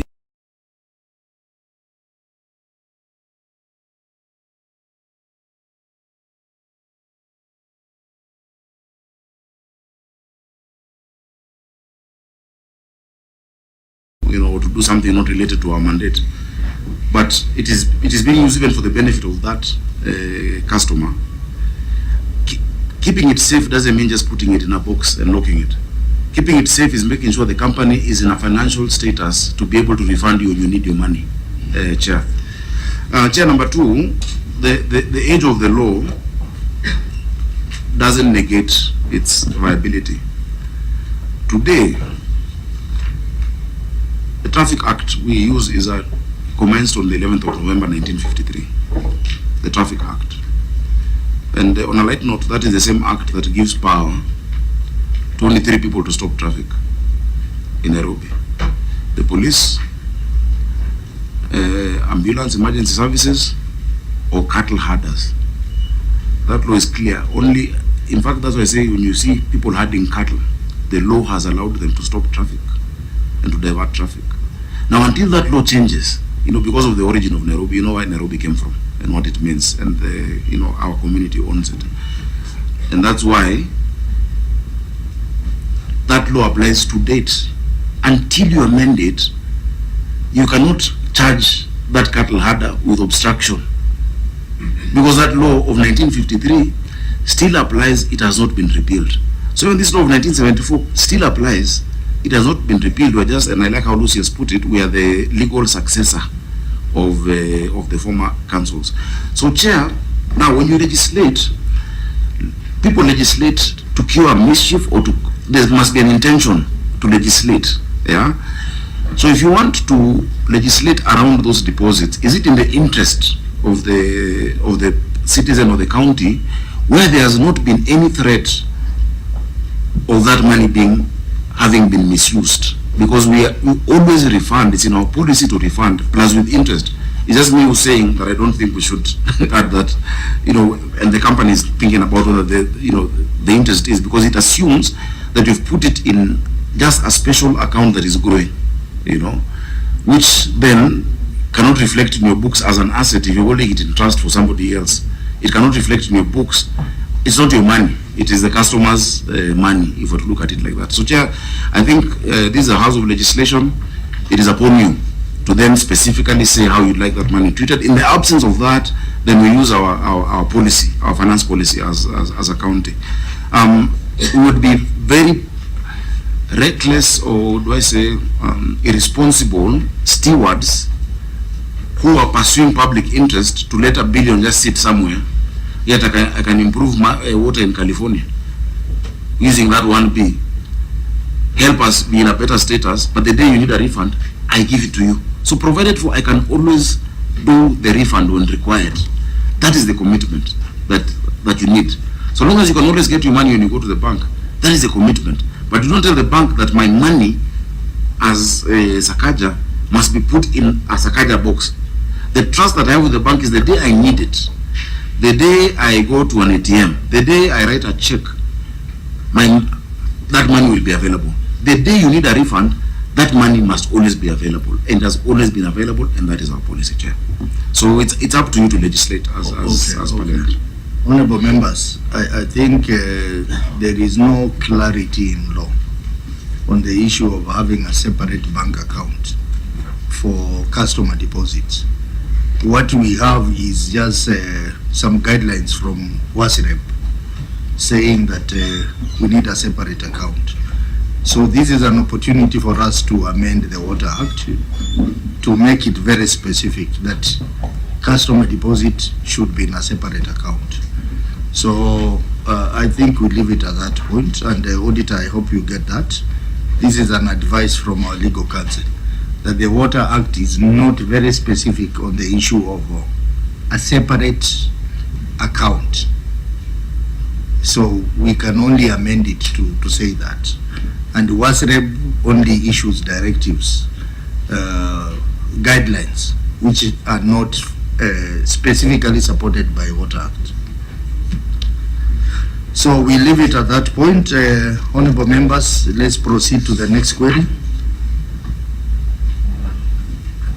Thank you. Thank you, Honorable Chair. The next query is query number 10 on non-disclosure of material uncertainty related to going concern. The statement of changes in equity reflects a loss of Kenya shillings 236,496,853 and prior year adjustment of Kenya shillings 118,101,768, which decreased the revenue reserves from a negative balance of Kenya shillings 3,291,513 and 5 as at 30 June 2024 to a negative balance of Kenya shillings 3,646,111,645 as at 30 June 2025. Further, the company's current liabilities balance of Kenya shillings 7,199,336,525 exceeded current assets balance of Kenya shillings 4,726,176,551, resulting to a negative working capital of Kenya shillings 2,473,159,974.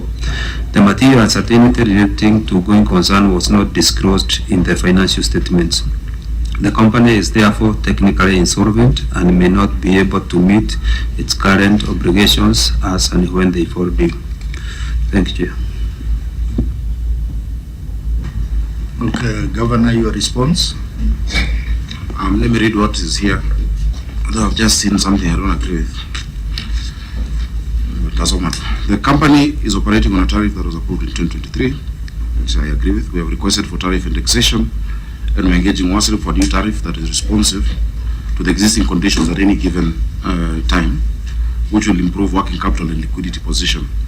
The company is not technically insolvent as reported. If all assets operated by the company are transferred to the company, it will improve the financial position of the company. Chair, the part I don't agree with, which you can amend my response since I'm here. What I meant to say is that if the assets operated by the company are considered, because they are not on their balance sheet, but these assets are owned by the county government.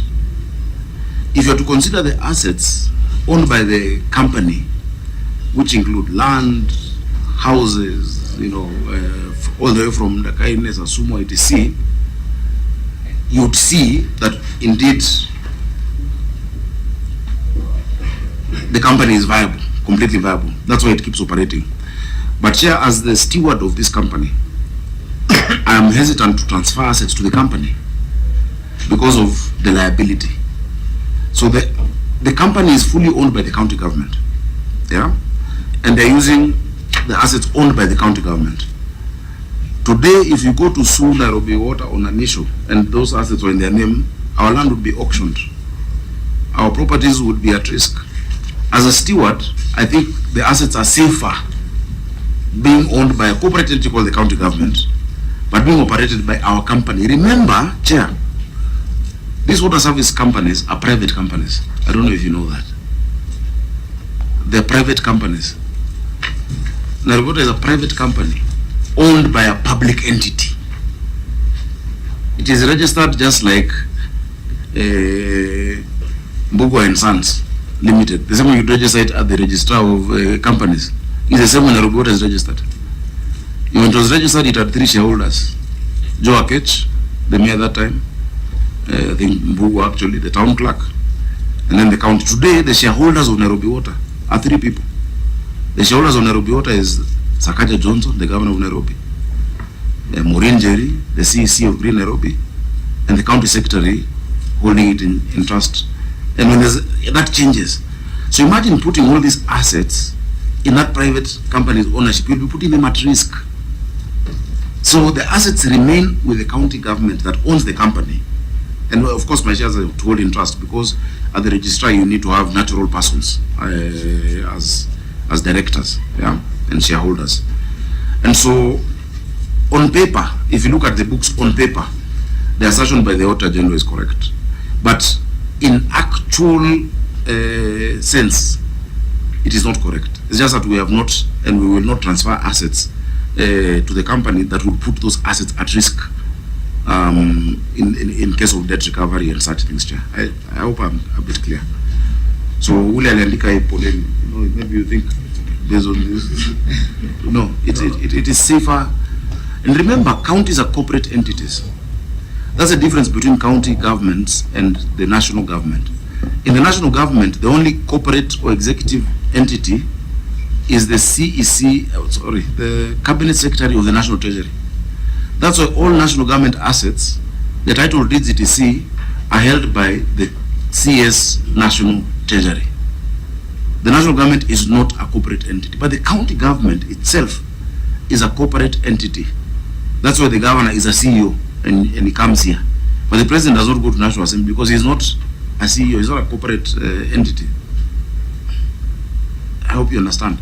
So you'd rather hold your assets within the larger corporate entity and use your service providing company just to utilize the assets, but don't transfer them because of the risk that you might have, Chair. So I agree with the Auditor General in terms of the analysis of the situation, but I'm just giving context that it is not really the fact of it. If I was just to value, for instance, the land in Kabete that we own, or the, how many 100 acres in Tasumwa? The 1,000 acres in Ruai, where we have our sewer company, I mean our water treatment. If I just use those 3, I've not even gone to Sasumwa or the offices in Kampala Road. Kampala Road in industrial area, just that. Then if we were to value that and put it in our books, the company looks extremely profitable. Yeah. But I will not do that just for, so if there's an accounting way, I'm not an accountant, but if there's a way to recognize them but not transfer them, to show the status. In fact, many people, including the CMA, have come to us saying, why don't you list this company on the stock exchange? You know, because if you list it, the potential for people to buy shares, if it was an IPO on Nairobi Water, many people would buy shares because it's a service that is needed. People will pay for it. Our collections have gone up. Chair brought up the collections to 12.68 billion. Chair, this is more than 30 counties combined in terms of revenue. The revenue of Nairobi Water is more than 30 counties combined. But you see, I must protect its assets as a steward of the county of Nairobi. Okay, I hear you, Governor. I think what the auditor has raised, he has not gone into the substance of material uncertainty. He has simply said that it was not reported in the statement, that there was no disclosure in the statement, that there is negative working capital. So maybe, auditor, you can respond to that, and then I open the floor to the members. Auditor, your comments on... Yes, Chair. You put it rightly, Chair, that there's negative working capital. And in working capital, we're looking at the current assets minus the current liabilities. So, Chair, we not look at all the assets, including the fixed assets, as the governor is indicating, the land and all that. Those are fixed assets. But the working capital is negative at 2.4 billion. That's a fact as it is, Chair. The current assets includes the receivables that we are talking about. Correct, Chair. Yeah, so it is, they are referring to negative working capital. So they didn't go into the insolvency. So, Senator Mbogwa? In that case, I agree. There's no need to debate it. Yeah. Thank you, Chair. Now that the governor has addressed the issue of assets, with the indulgence, Chair, maybe you would give the governor the opportunity to respond to the issues of the statement which was brought to this committee about what is alleged to be massive loss of assets of Nairobi Waters, so that maybe he can respond and we can handle this. Look, that statement was brought by Senator Cherargei, and he's not here. He's going to the funeral. And because we are constrained of time, members, I wish to suggest that the document, since it was referred to this committee by the Speaker, we allow the county to respond to it through written responses later. Because if we go into this, then we will not be able to finish our work today. And you know we have alcoholic still waiting for us. So let me just direct that, yes, we have received it, but they will respond to it through written responses. Since even the questioner is not here, he's attending a funeral. I've just seen the statement, and I think it's something that we can respond to in writing. Yeah, and again, we need to give justice to the county because they need to have time to digest this statement. Chair. Senator, I'm saying I'm just hoping the governor will come up with the financial restructuring strategies for the implementation of, to improve the liquidity, and I'm hoping that one is in place. Otherwise, of course, he will still have the same issues. Part of the problem is like transferred liabilities from the council. For instance, the pension debt, which we had been considering, it's around 2.4 or 3 billion. If you sort that out just alone, it balances it out. But that was transferred. Remember, the workers, when we formed Nairobi Water Company, the workers moved from the department, that time was a department in the city council, to this newly formed company, and they moved with those liabilities. So the transferred liabilities are also an issue, but I agree with Senator Hamida that restructuring for the purpose of our records be done on the current assets and current liabilities. A lot of it is what we are owed, and which you have committed that you're going to assist us with, and how we solve the issue of the, is it lab trust debt? Which one is it? Lab trust, yeah, the lab trust debt. We are going to, in fact, I had passed in my executive committee for the company to go get a debt, to borrow, and it was going to the assembly. But I withdrew it because when I looked at the interest on that debt, and I had something coming up which was still about to conclude, where the national government is swapping because of the money we found that they owe us, with account to land in Mbakasi Garrison, UTC, that has been done with the Supreme Court. I felt it would be more profitable for us to just have that settled by the national government as a debt swap because they owe us 68 billion shillings. So they'll be able to cover the 2.4. So it's something that is ongoing in terms of just restructuring and getting the best deal for the city. The interest on that loan would have been too high, but I also feel the pain of the pensioners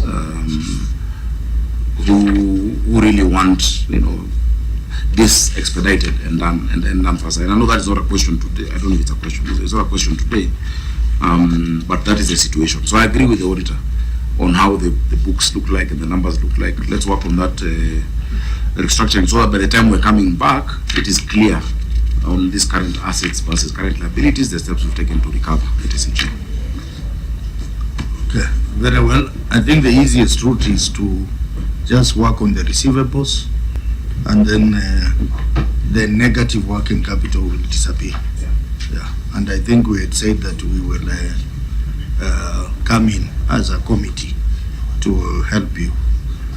So, honorable members, we move on to the next query. Thank you, Honorable Chair. The next query is on the next section of the report on lawfulness and effectiveness in use of public resources. Paragraph number 2, wrong outstanding trade and other payables. The statement of financial position and as disclosed in note 29 to the financial statements reflects trade other payables balance of Kenya shillings 5,858,016,648. However, included in the balance are trade and other payables and wrong outstanding audit fee balances of Kenya shillings 4,385,877,249 and Kenya shillings 21,316,980, which had been outstanding for more than 180 days and over 6 years respectively. Failure to settle bills in the year to which they relate adversely affects the implementation of the subsequent year's budgeted programs, as the pending bills form a first charge to that year's budget provision.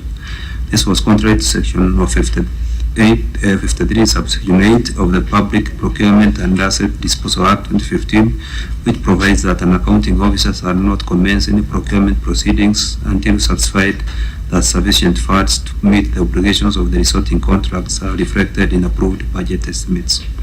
In the circumstances, the company is not able to meet its short-term obligations as and when they fall due and is exposed to loss of funds as a result of fines and interest.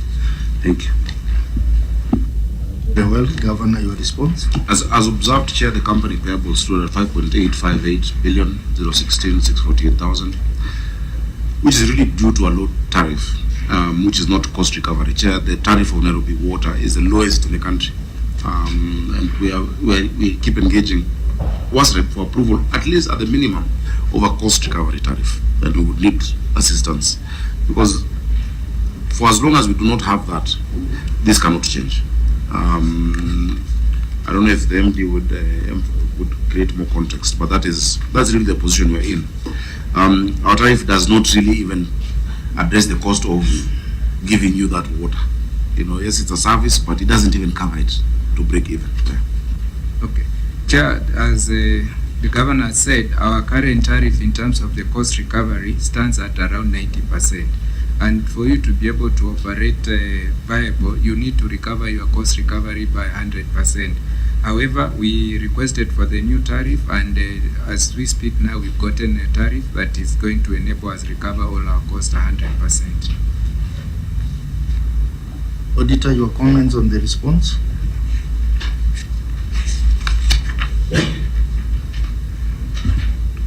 Thank you, Chair. I agree that if they are able to get a new tariff, hopefully maybe the position may improve and settle the debts. Okay, although from what we discussed on the receivables,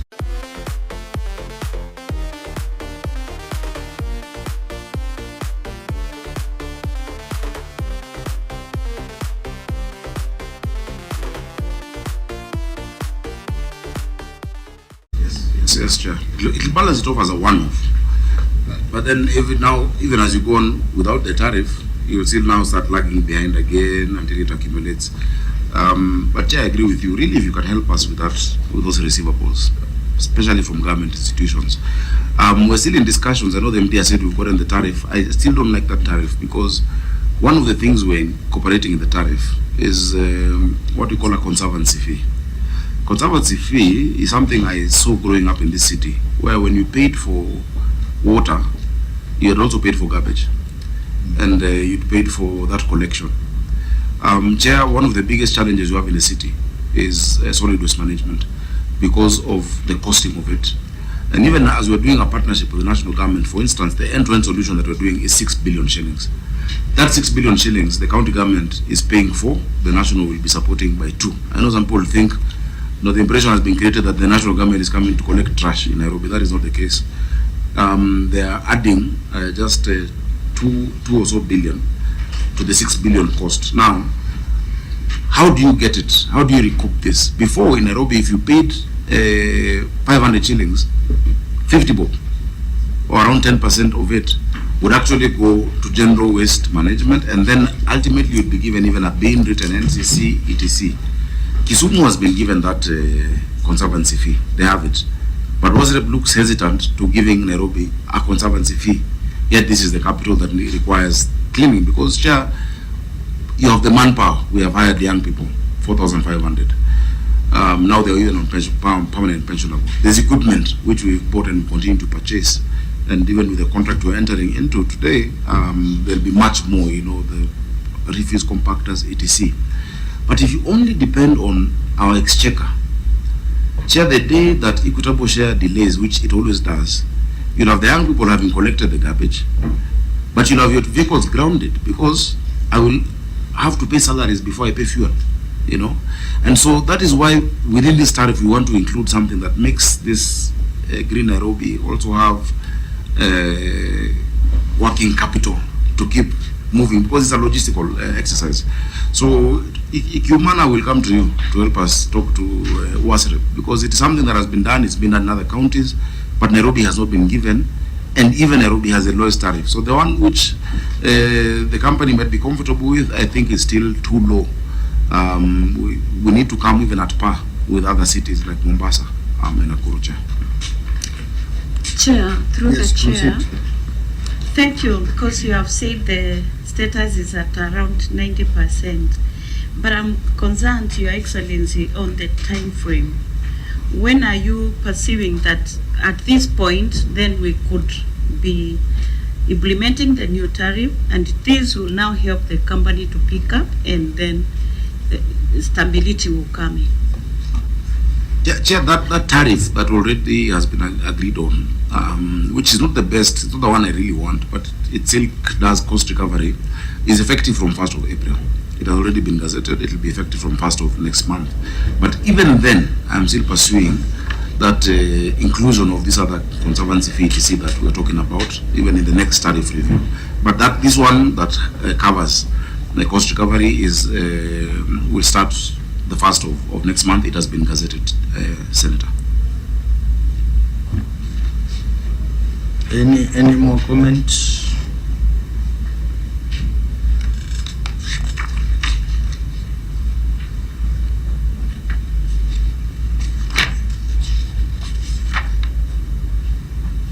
Okay, if there is no any more question or comment, let's proceed to the next query. Thank you, Honorable Chair. The next query is on paragraph 3.3 on stalled projects.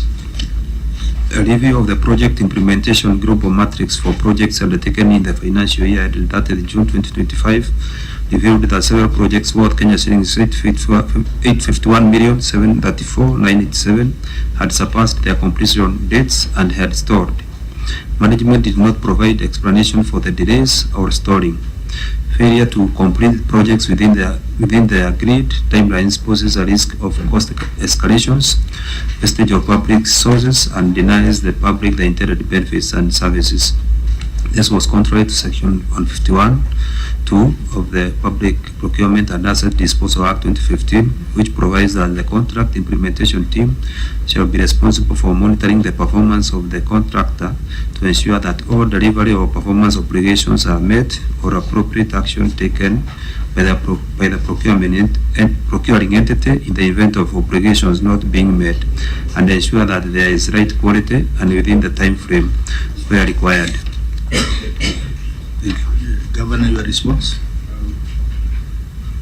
Thank you, Chair.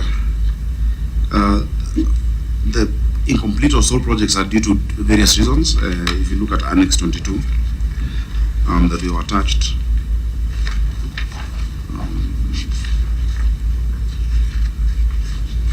there are 14 of those projects, and some have different issues. Some is accessing WEUH. For instance, the Quarry Road Siwa works 37.8. Because there's been encroachment of an informal market. However, this related to only 180 meter of a lateral line. The rest were done, taken over by the employer, and have been in use, greatly improving sanitation of quarries. So I've just listed all of these projects and the reason why we have a challenge. I'll give you an example, Lenana, which is required, and which is my alma mater. I would really want it done, the extension, but the problem was it took so long to acquire the Kenya Railways Corporation permit. The WEUH has had encroachment. I made a promise last week when I was there around the area. So we have an existing contractor working on a line, a lifeline, which frequently overflows, and I asked them really to expedite, because Chair, you know, we built a new primary school. That was one of the wards in Nairobi without a primary school. There are 14 wards in Nairobi without a primary school, without any public school.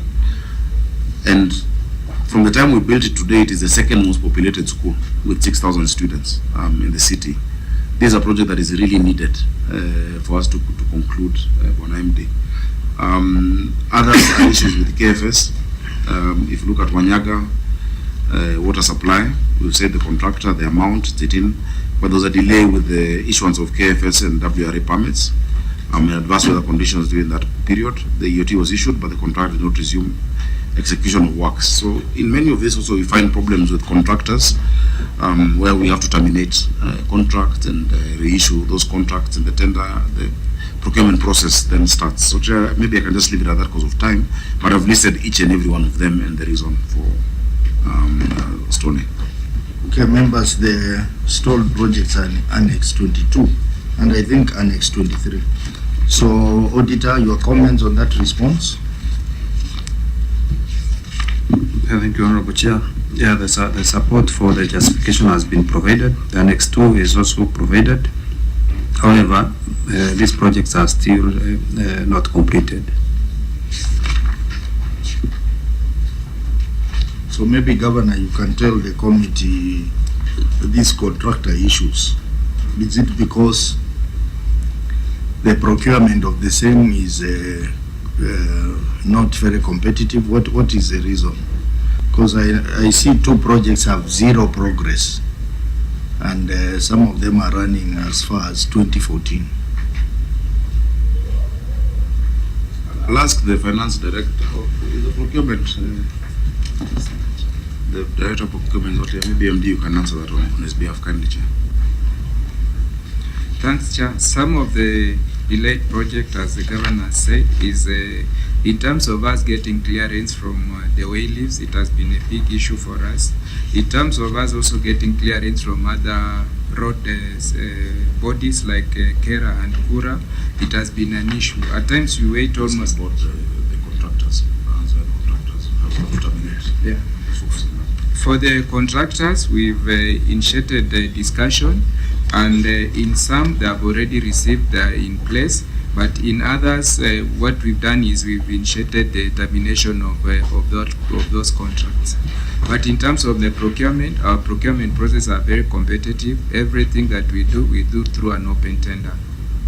Chair, some of these contractors need to be blacklisted, and I think there needs to be a repository of contractors who are wasting public funds.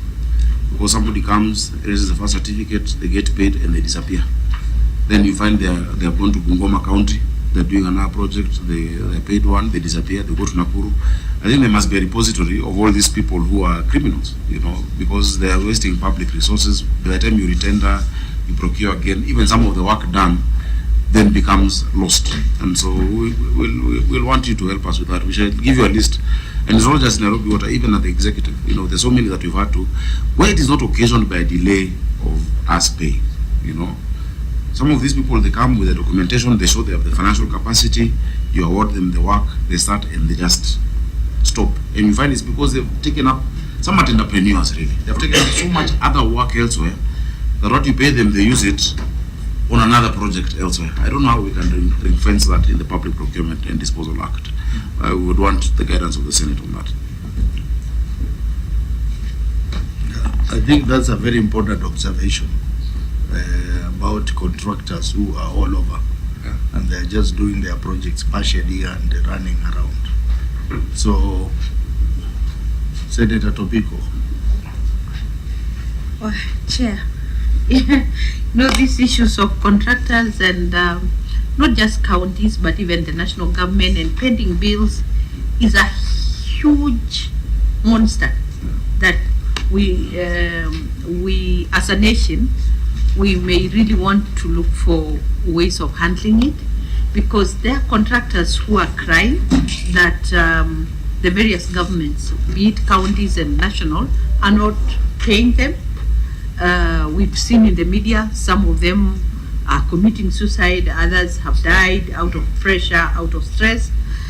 And you can now hear that governments are also crying that contractors are not, keeping their part of the bargain. My work is easy because I use ClickUp. Here's how I get perfect notes from every meeting. I click this toggle to send my AI note taker to my meetings, even if I can't attend. My AI note taker records the entire meeting and creates a full transcript. After the meeting, I get a doc with the recording, takeaways, and even the action items. AI turns these action items into tasks so we actually get things done. ClickUp makes work easy, from personal projects to running a multi-billion-dollar company.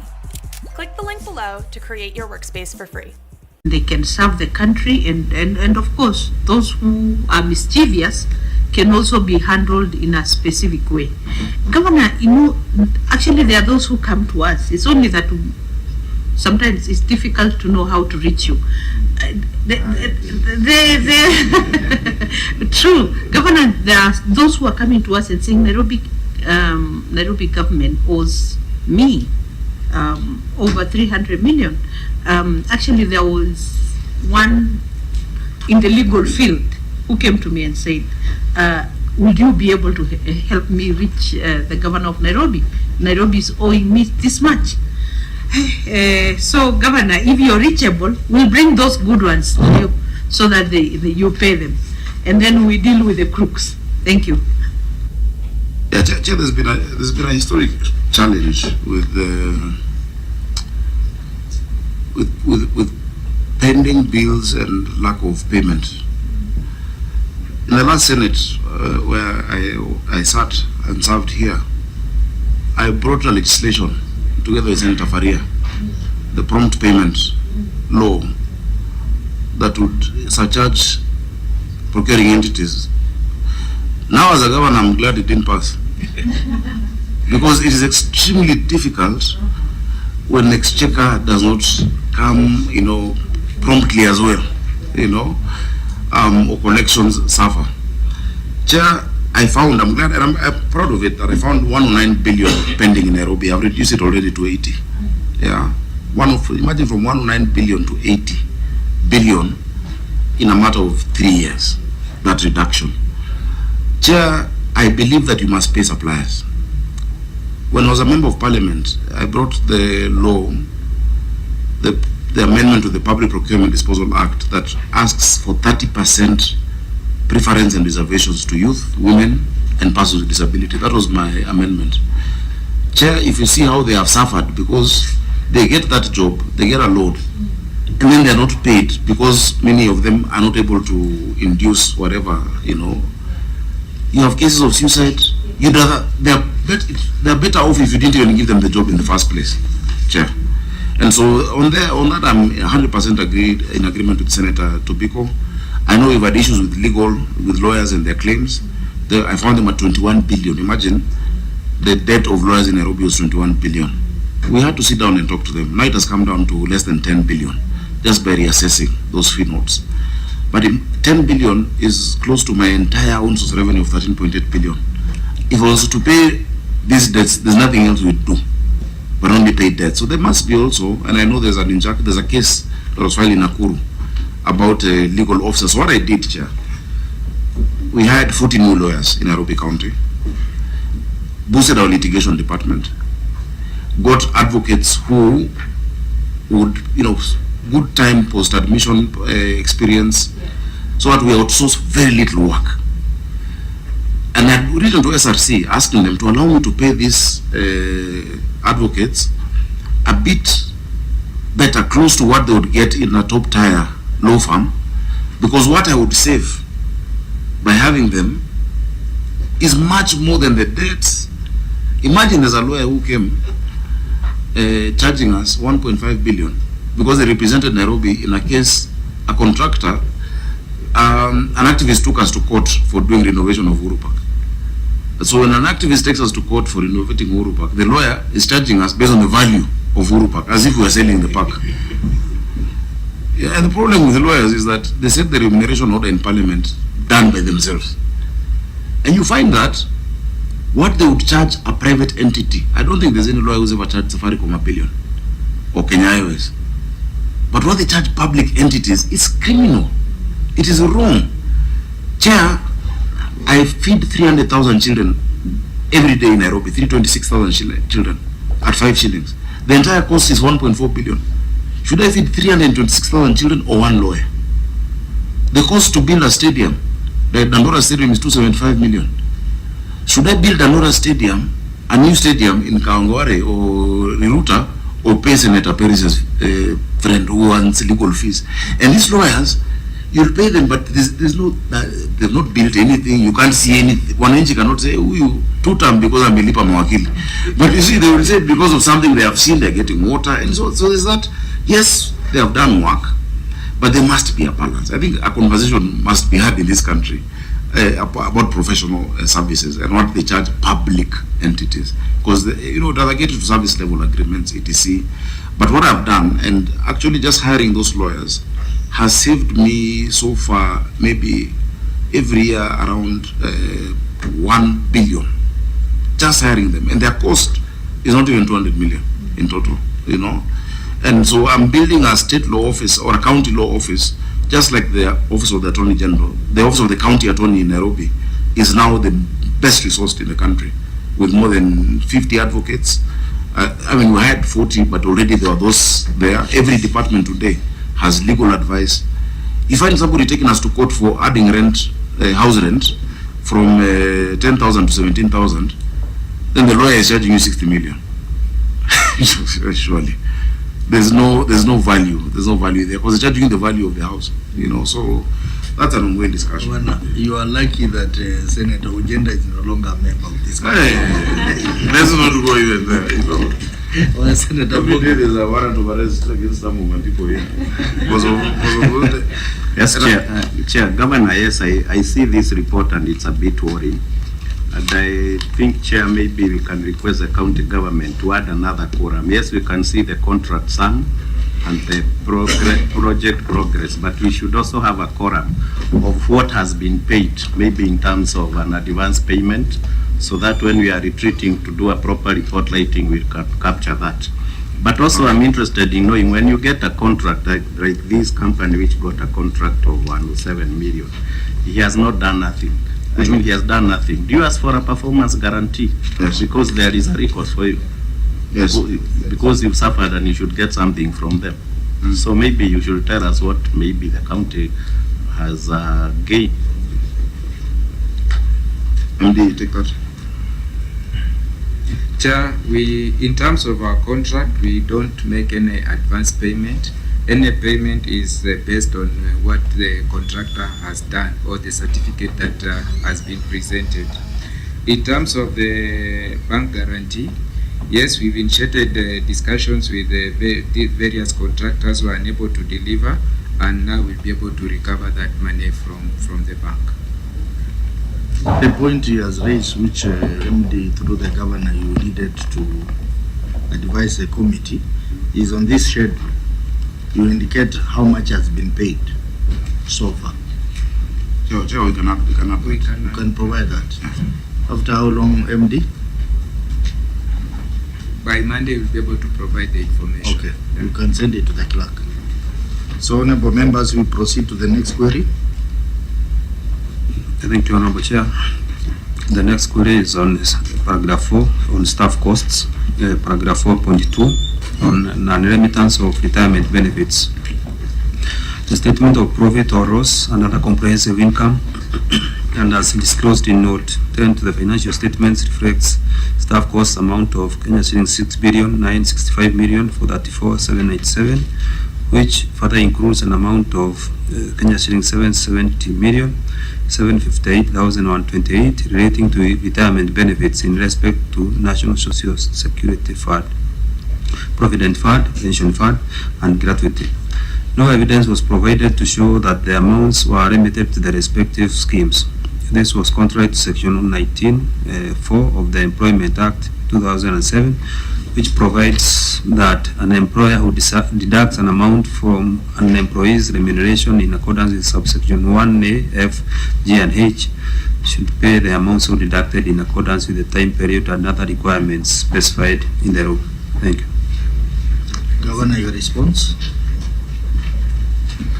This one, so I'll read what I responded. Yeah, you can. But this is the finance and the MD. The company strives to ensure that it pays all its statutory obligations within the set timelines. All pension payments for NSSF, Madison, Lab Trust are up to date. The problem is Lab Fund in arrears for 5 months.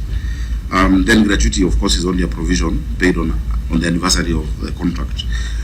Chair, I think the finance director and the MD should tell us why Lab Fund is in arrears.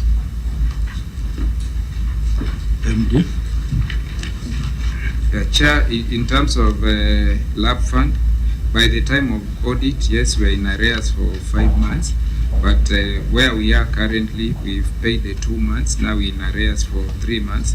And the reason why we are in these arrears at times is the cash flow constraints. As we mentioned earlier, the tariff that you are given, we are not able to recover our cost 100%. We're only doing at 90%. So at times we are having the issue of cash flow constraint, but however, we are committed to make sure that all the pending arrears we're able to clear it by the end of this financial year. So how much do you owe? How much do you owe Lab Fund? On a monthly basis, we pay around 20 million. So now in terms of arrears is around 60 million. And the other one, Lab Trust? Lab Trust, we are not in arrears. The figures before the committee are the 2.4 billion. That is what the historical. Yeah, historical. Yeah, so that's the one I was explaining, Chair, that I hesitated to take a loan to pay that debt. Yeah. It is the one that was carried over when the staff moved from the Nairobi City Council then to Nairobi Water Company, and we're finding a more cost-effective way of resolving that, Chair. Now, this committee has done an inquiry around the issue of pension, outstanding pension, and there was a task force that was constituted by the CS for Treasury, courtesy of this committee. But we are unable to proceed, Governor, because the task force says they did an input from Mombasa and Nairobi, which they are not getting on the options that they have suggested. No, that is not true. Chair, I sat with this committee at Treasury, and I even gave them advice on, you see, some of the rates are defined by the law. You have two types of schemes. You have DB and DC. DB is a defined benefit scheme, which we all closed, which is Lab Trust. But you have defined contribution scheme. And we were able to reduce, in terms of the formula, the debt owed significantly. In fact, like right now, Nairobi County has zero debt to Lab Fund, but only the percentage. So in that committee, if they tell you, I actually guided them on how to calculate the actuarial deficit, because you don't know the actuarial deficit and the interest at the same time when addressing counties. And they were able now to give us a new percentage. Well, I think, who was the finance team was not here. So I engage them, and this is also my background. I understand how to get that done, and they were able to actually reduce it. Maybe Mombasa has not gone, but I was there. I joined them at the CS's boardroom. The meeting was chaired by one Albert Mwenda from Treasury. And in fact, I spotted the errors that they had, because you see the problem was that the proposal was being done by their own consultants. And as a presenter, I told them, no, that is not how you calculate the interest accrued and the actual deficit owed by institutions on a DC scheme, on a defined contributory scheme. So the task force should be able to report back to this House and to review what is owed by different entities, Chair. Chair. Yes. For the arrears, for the 3 months, how much are the penalties accrued?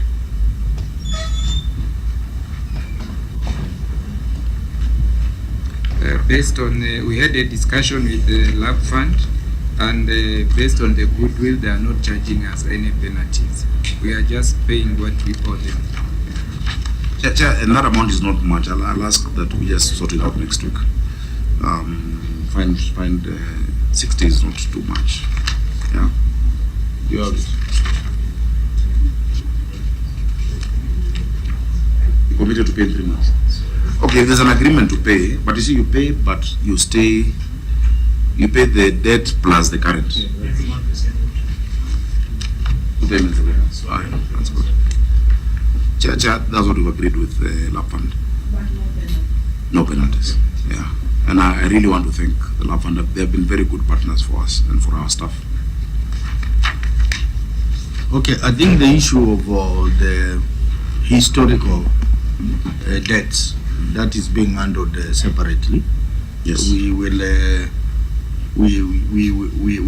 I think in April we are going to invite the task force to appear before us, and we may need the assistance of Nairobi and Mombasa County to finalize that process, because they have come up with several measures which they are recommending, which we need to discuss. One is they are saying that they can do asset swapping.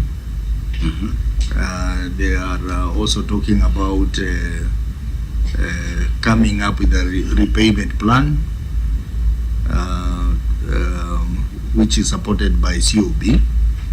They are also saying that they can, which is a controversial one, they may engage the national government to come up with a bond to deal with that. Then counties can pay. So that is a discussion which we will need your maximum input. Chair, and I spoke to them too. You see, even this, for instance, Lab Trust began in Nairobi County, where the owners of Lab Trust. It started in 1929, with our council. It was for senior employees. Many of them were the Europeans. Lab Fund then was an offshoot, because they felt they don't want to sit with, now when Africans were coming into government from 1960. Chair, I've sat with them and I've shown them how you can be able, first of all, to cover the current issues. That one has no excuse. We can blame past administrations for not having done their part, but currently we must always be on time. That's why I've thrown it back to this team. But what we have been against, Chair, for Nairobi, we're not going to do asset swaps. Chair, one of the biggest problems we have was the Mariakani swap that was done by previous administrations, where even value has not been derived. Many of these ones, they become undervalued.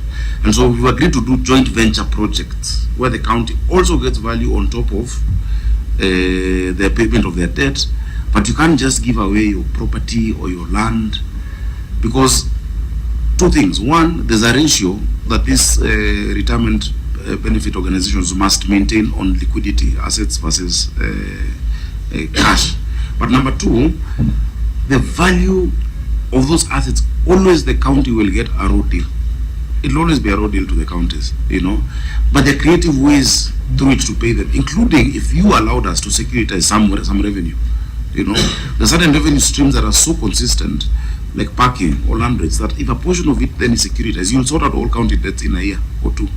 Another way to look at it for us, specifically as Nairobi, was that swap of debt, not of assets. From the 68 billion owed to us as determined by the Supreme Court, by the national government, and because they have those resources. You see the difference between a county and national government, which is why we're partnering.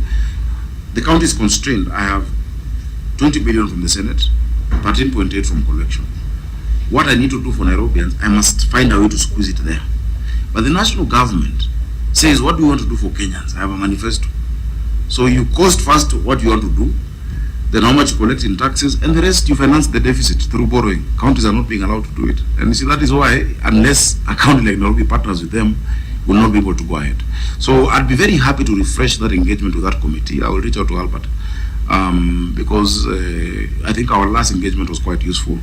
And I will reach out to Mombasa on behalf of the Senate, and informally to ask also my friend, the CEC Finance was the CEC Finance was here in Parliament. He was my clerk, called Owanda Evans, and we work very closely. And so if both of us go there, because we're the biggest culprits in terms of how much we owe these provident funds and retirement schemes, we should be able to solve it for posterity. It's not a problem we caused, but we're the ones who can finish it. And I think that would be a good legacy for us, Chair. Okay. So, honorable members, I think we have two bits. This query is about the current, which we have agreed, but we also have the historical, which is not in this query, but we are dealing with it separately. So let's proceed to the next query. Is it non-revenue water? Yes, Chair. Paragraph number 5, unaccounted for non-revenue water. During the year under review, the company produced a total of 215,292,106 cubic meters of water. However, only 108,383,164 cubic meters were billed to customers. The unbilled volume of one was 6,908,942 cubic meters, representing 50% of the total water produced, with a sale value of Kenya shillings 11,961,024,350 at an average price of Kenya shillings 111.88 cubic meters per cubic meter, constitutes non-revenue water. This level of non-revenue water is significantly above the allowable limit of 25% provided in Schedule A of the Water Services Regulatory Board, or SREB guidelines. Consequently, the company exceeded the allowable loss by 26%, equivalent to approximately Kenya shillings 8,566,579,601.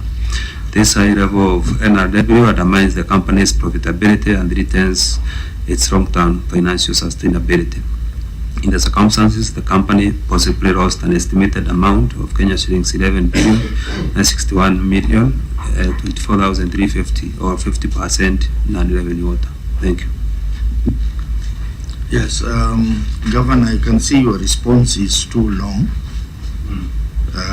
We have it in our files.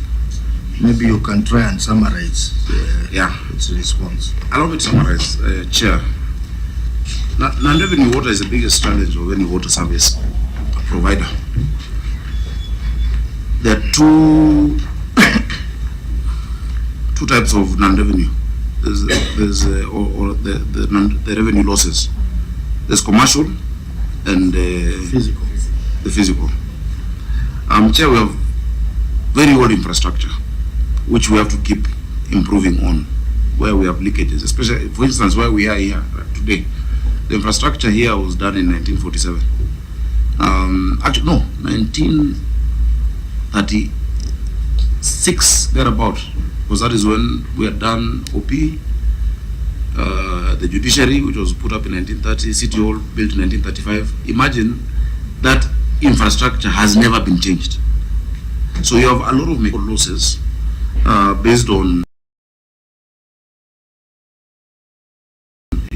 leakages across. I know the allowable limit is 25%, but there are different interventions that then sort it out. Chair, for instance, when we removed offtakes from Kiambu and Githunguri, we reduced it immediately, instantly by 3%. just by cutting the offtakes from Kiambu and Githunguri. We have areas, for instance, Langata had never been receiving water. Yeah. And in December, I went and launched now their water through another route, through Karen. Because my good people in Kibra, where the line was going through, had punctured holes in the line going to Langata. We concretized it, but still they went through it. So it's theft of water. We've worked with water police. There was a lady on Airport North Road where I went to. Her place looks like a kiosk, but when you enter, there is a ladder going down. She had 16 pumps, 16 from our main line on Airport North Road. And those 16, she's supplying apartments. In fact, this lady, she should be written about because she's supplying water and electricity. She's Kenya Power and Nairobi Water. Wow. But outside, you think she's selling mandazi. And so you have a lot of these people who have infiltrated physically the line. The solution is use of technology. Yeah. Now, the use of technology works once we have, I'll give you an example of the SCADA system. You see the SCADA system that we put into these pipes will be able to tell us where there are these infiltrations. But it only works when your pipe has water above a certain level. Because when you see the pipe is cylindrical, if the water is below half, then that SCADA also measures, it's measuring air. So a lot of that doesn't help you. But when it's above that, and that is what we're doing with now the new water sources. Remember, there's a deficit of around 220 thereabout, isn't it? Million liters of water. So we're putting smart bulk meters, area metering, or rather regional metering, ultrasonic flow meters for these other water service providers, and so dealing with that mechanical aspect. And some of it is Okora. The areas, Chair, that you'd find a whole section. I don't know whether I should mention this one specifically because, for instance, the areas within the CBD that were never being built because somebody was collecting that money from there. You can imagine the entire University Way. These are serious buildings. So also some of it is criminal, and we'd want the agencies involved to look into it. And I'm glad the team we have now, really led by the board chairman and the MD, are looking at those aspects. I'm chair on the commercial. So Chair, there's asset management, removing illegal water connections, but ultimately the use of technology is what is going to help us. Chair, once it is implemented, I'll be able to look at my phone and get an alert as the governor telling me in Githurai there's been an interference with your line, and it shows exactly where it is for people to go. Now, for that to be done, there are these two projects that I said earlier that we're pursuing in terms of Maragua 4, which is part of what we're getting through the cooperation agreement, and the Ngedo. So we'll have enough water to deploy that technology. But the one for meters, smart meters, is ongoing. How many have been done so far, MD? We've done almost 1,000 smart. MD, use the mic for... Yeah, in CPD, we've done almost 1,000 in terms of the smart meters. And also in CPD, there's a tender that has been awarded by the national government. We are replacing all the network pipes within the CPD area. And when you look at the non-revenue that is being reported in CPD, is around 52%. So by us redoing that network, we'll be able to reduce non-revenue completely to around the desired level of 25%. So Chair, in this financial year, there's a budget for replacing the aged pipeline in the CBD, which includes Kaloleni. Ziwani is one of the oldest estates. It still has that old network. Maringo, Isili, then Ngara and Parklands, Roysambu, Zimmerman and Githurai 44, and Loya Mbakasi. And because of now the lack of those resources and the lack of the ability for us to borrow commercially as we should, we've staggered it between this past financial year 24-25 up until 28-29. If we got support to do it faster, we'll be able to have done it faster. So that's on technical, bulk metering and aged infrastructure and asset mapping. On commercial, it is really the illegal connections. And you see, we have to keep working with them. For instance, the Kibra team, those who take our water and now sell it to wananchi. You know, sometimes you say, if you can't beat them, you join them. I told my team, sit with them, make them your suppliers. Let us agree on a cost of what, because they buy water from us at, or rather there's 50 cents and sell at 20 shillings to the end user. The end user just wants water. The same with power. Power is being removed in informal settlements. I told them, the wananchi is suffering and you're not getting money. Make those thieves your suppliers. Reduce for them a tariff, give them in bulk, and give them the proper materials, because the reason we have a fire every day, 3 fires in Nairobi, is because of those illegal connections. So that is what we're doing in terms of the technical losses and the commercial losses. Business re-engineering, creation of monitoring units, etc., and smart metering. So, Chair, the support we need from the Senate really is when is helping it help make it easier for subnational governments to borrow. Why should we? The amount of money we'll save by doing these projects, for instance, in one financial year, is more than what we are losing by staggering a project until the financial year 28-29. Chair. So I don't know. Is there anything to add on? Yes, that's my chief officer. Yeah, Chair. We want to appreciate the report that has indicated that that WASREB does allow only up to 25%. But we also want just to bring to your attention that these tariffs are normally negotiated, and every now and then when a tariff is issued, non-revenue is considered. I will wish to, yes, and Chair, if you look at the tariff that you've been given right now, the allowable non-revenue is actually at 47%. Is at 47% by WASREB. So we are trying to move that from 47 downwards to around 30. Yeah, but even I don't like it. Though that's what is allowable, I think we can reduce it. If you look at who is the best in the region, is it Kampala? No, the region.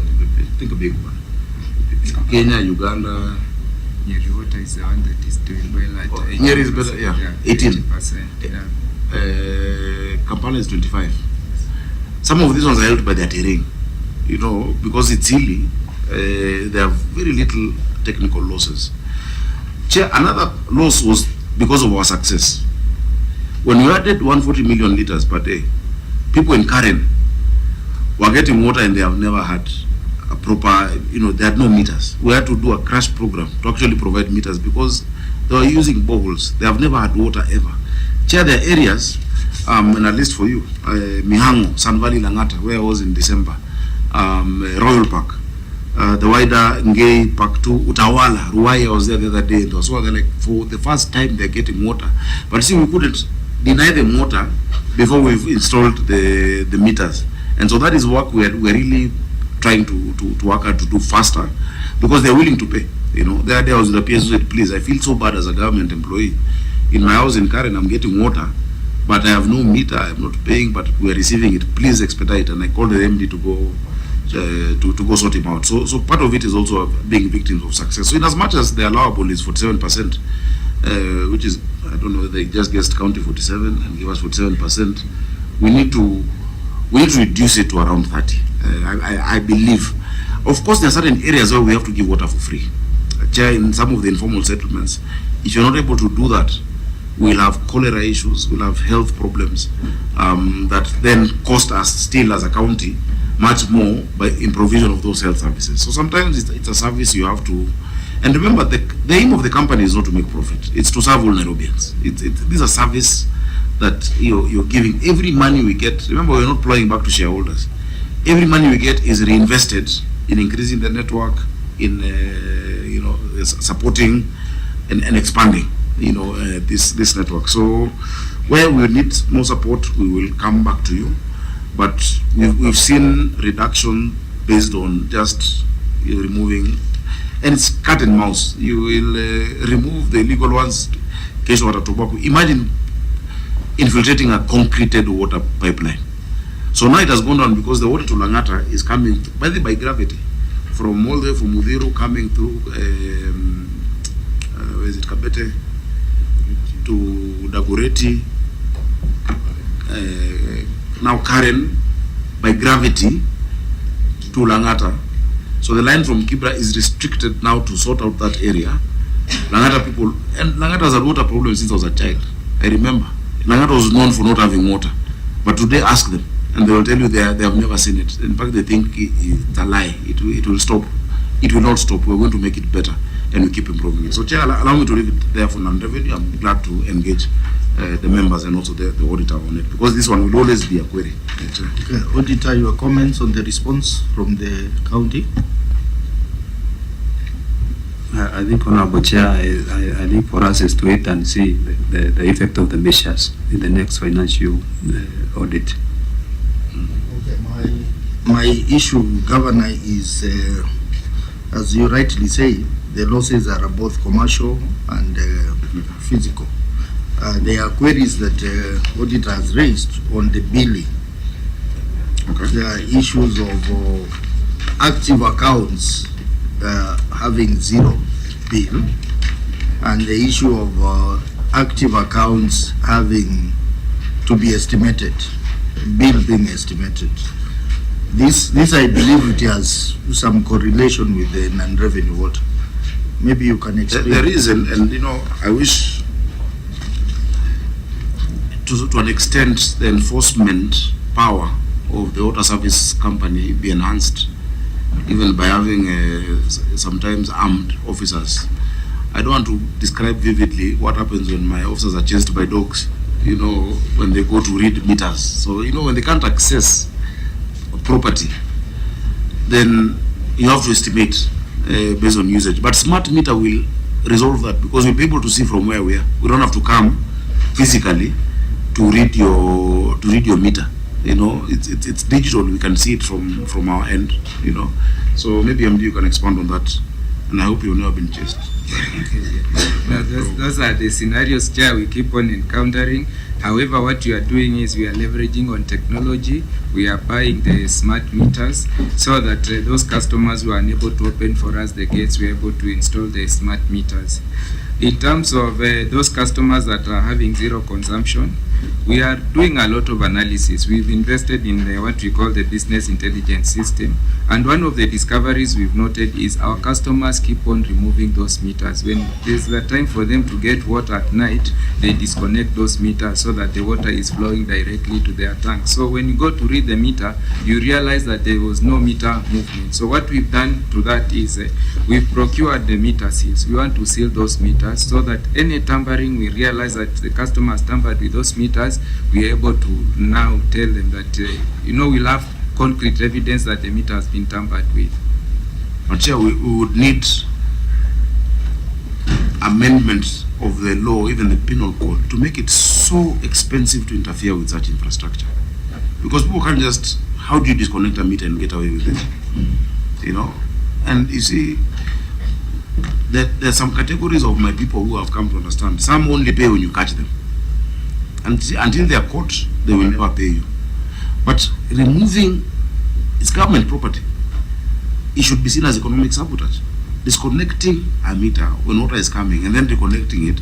Of course, the technology will help us because we'll get those alerts.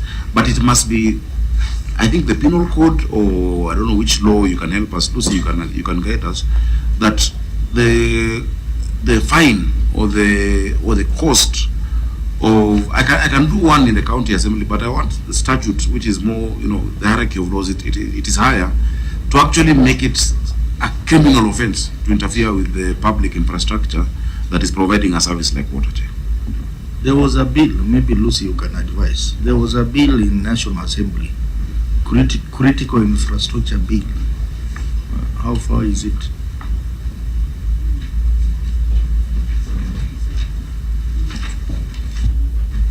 Chair, maybe I can check on its status because it wasn't in our house, it was in the other house.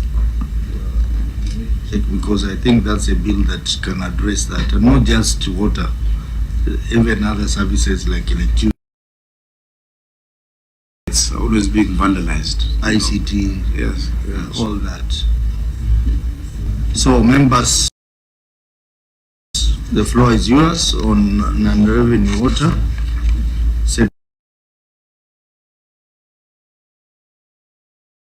measures that the governor has proposed that they are going to undertake, and I believe they will pay off. But Chair, what has impressed me most,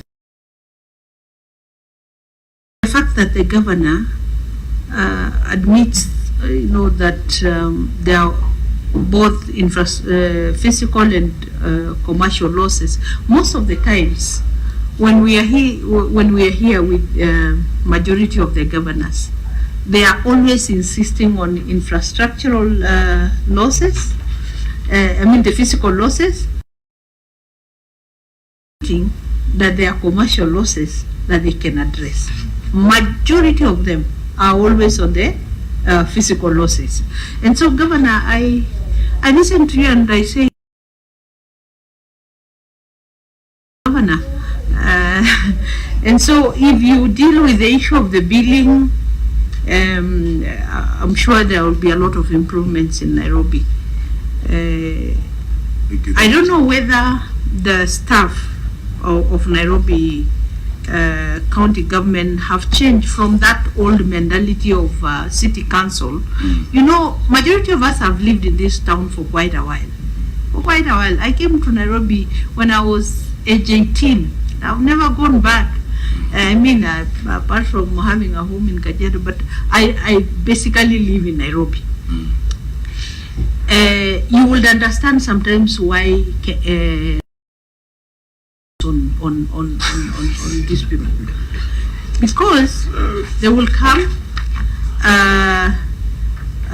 when they see your bill is high, they will tell you, oh, nipe kitu kiasi hivi, and then after that we'll write off your bill, and you pay because you want the water not to be disconnected. But later on, this even bigger, and so people get very frustrated. But nowadays I see as if things have really improved.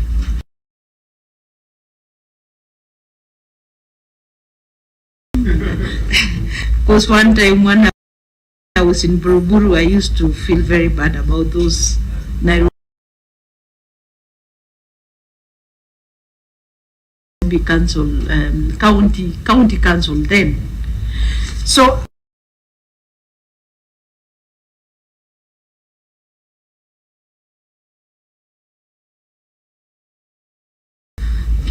maybe, and the billing improves, there'll be progress.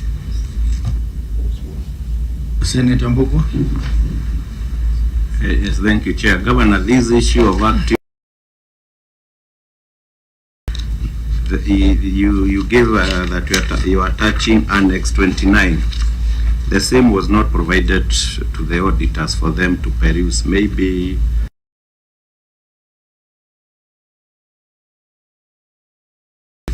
they can analyze and maybe advise us. Yes, sir. I'll do that. Volume 2. I don't know if you have the second volume. You have it, but the auditor.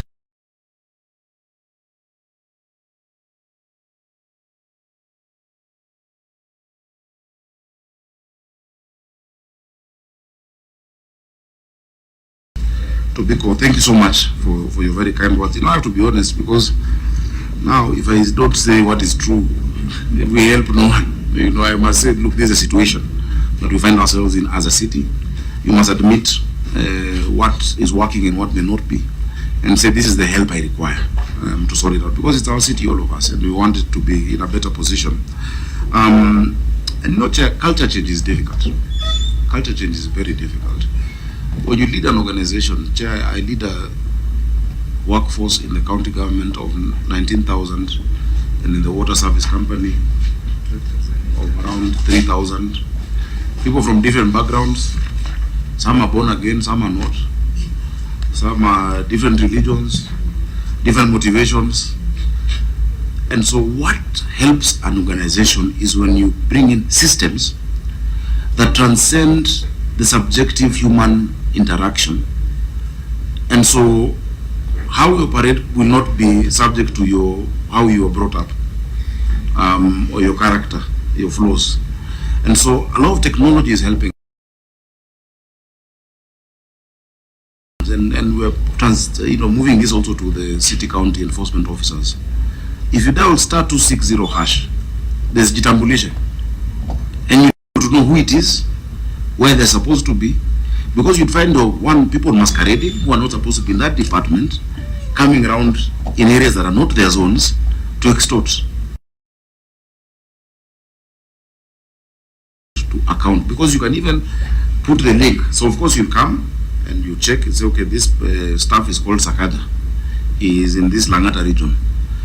But to confirm, because somebody can create a card with my name, you press the link, you will even see the face of the person, and you will verify that this is that actual person. That alone has reduced.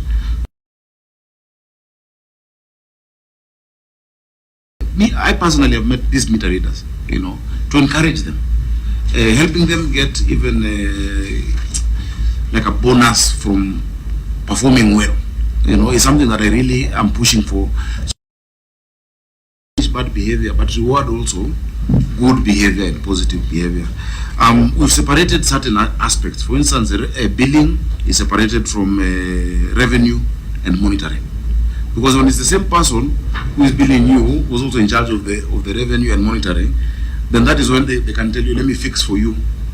And Nairobians should know, there is no person who can come see you your bill in the system. It is not possible. Is it possible? It is not possible.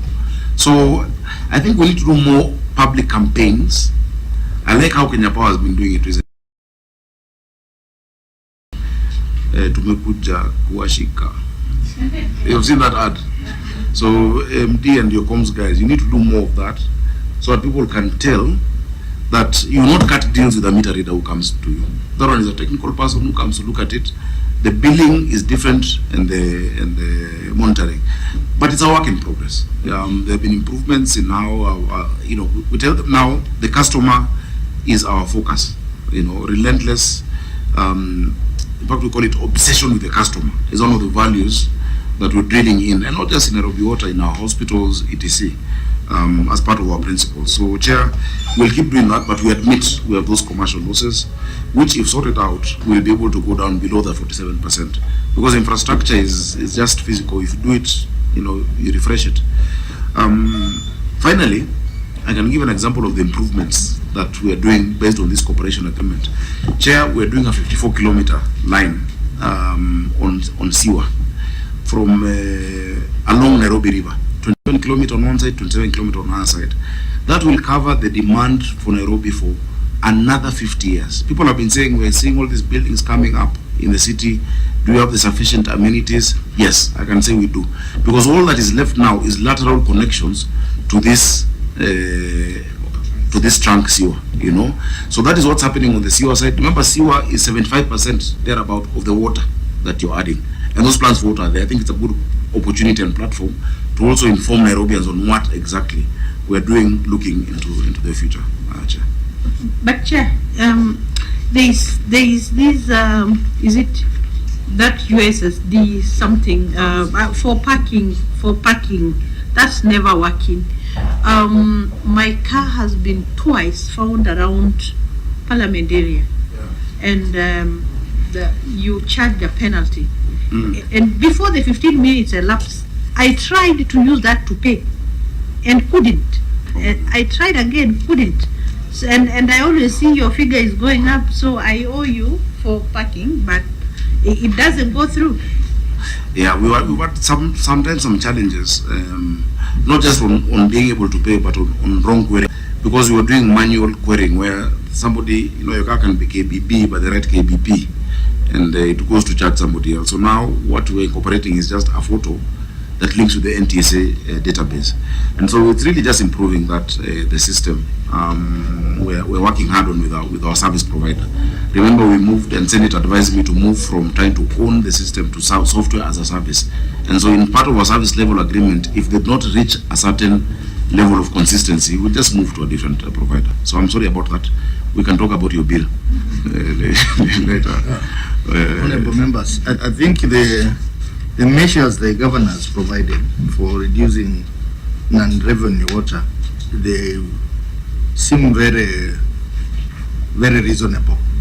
But Governor, now action is more important here to action those measures so that the non-revenue water goes down. Now my legal officer is advising on the issue of what can be done to those people who are interfering with your system. I think the Water Act provides for that under Section 145, read together with 147. It has a set of offenses and penalties for those who tamper with the water meters and water installation. So I think your officers needs to look at that and enforce that Section 145 and 147. Yeah, you know, if you look at what has been provided, the Water Act points to WASREP regulations. Tampering, the penalty is 5,000. 5,000, you know, and you've tampered so that you evade a bill of 20,000 shillings. Or, you know, it is not commensurate. And the MD is just opening it. We want more stringent, more strict penalties on tampering with that public infrastructure. So we'll try and look at that critical infrastructure law. Okay. Maybe let me allow Lucy to read out.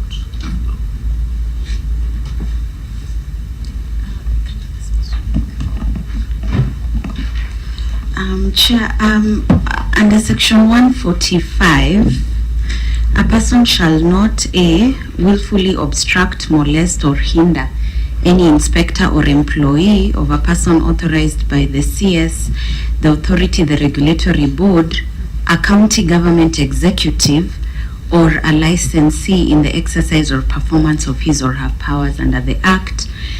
And additionally, under B, without the written permission of the authority, regulatory board, or the county government executive, knowingly or willfully deface, alter, or remove, or cause to be defaced, altered, or removed any document, survey mark, water gauge, weir, or measuring device, or other work, structure, or approval installed with the approval of the authority, regulatory board, or county government.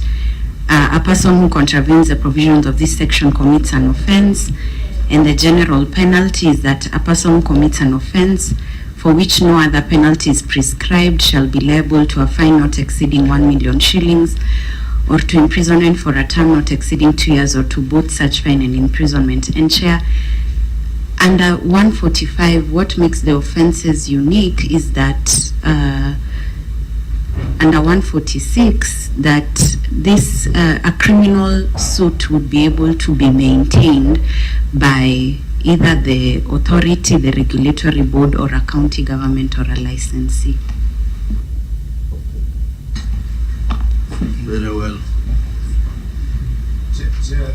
Penalty of 1 million is where there is no prescription of the actual, unless I'm not reading it right. It is not here. But now it has been specifically provided for under WASREP, which is so low in the tariff.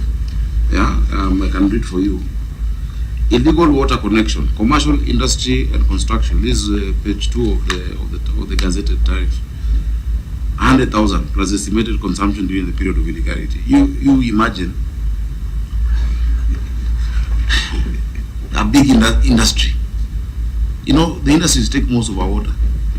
East Africa breweries, for instance, EABL, out of the 525 million liters of water per day, they consume 100 million liters of water per day. More than close to a fifth of all the water that comes to Nairobi. And many industries are of that quantity. So when you charge them 100,000, in fact, you may find someone with an illegal connection whose work of the illegal connection is to fill water bowsers to go sell. 100,000 is easy to pay, you know. Illegal water connection, domestic, is 30,000. Overcharging at the water kiosk, 15,000. The surcharge for tampering with meters, this includes meter removal, reversing, or meter etc., is 5,000 shillings. That is what is provided for. So you see, if it's been specifically provided, I don't know how you can help us to go to the 1 million one. I would want it. Yeah, Chair, through you, remember that what WASREB is doing is pursuant to a power that has been donated by the Principal Act. Yeah. And therefore the provisions of the Principal Act prevail over any delegated power to make guidelines or a statutory instrument for furtherance of the objectives of the Principal Act.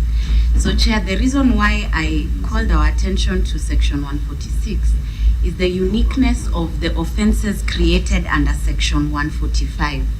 That, number one, those are offences of a general nature. That's why the general penalty clause under Section 147 applies. But even better, Chair, 146 provides that without prejudice to the rights of any person to bring proceedings in respect of an offence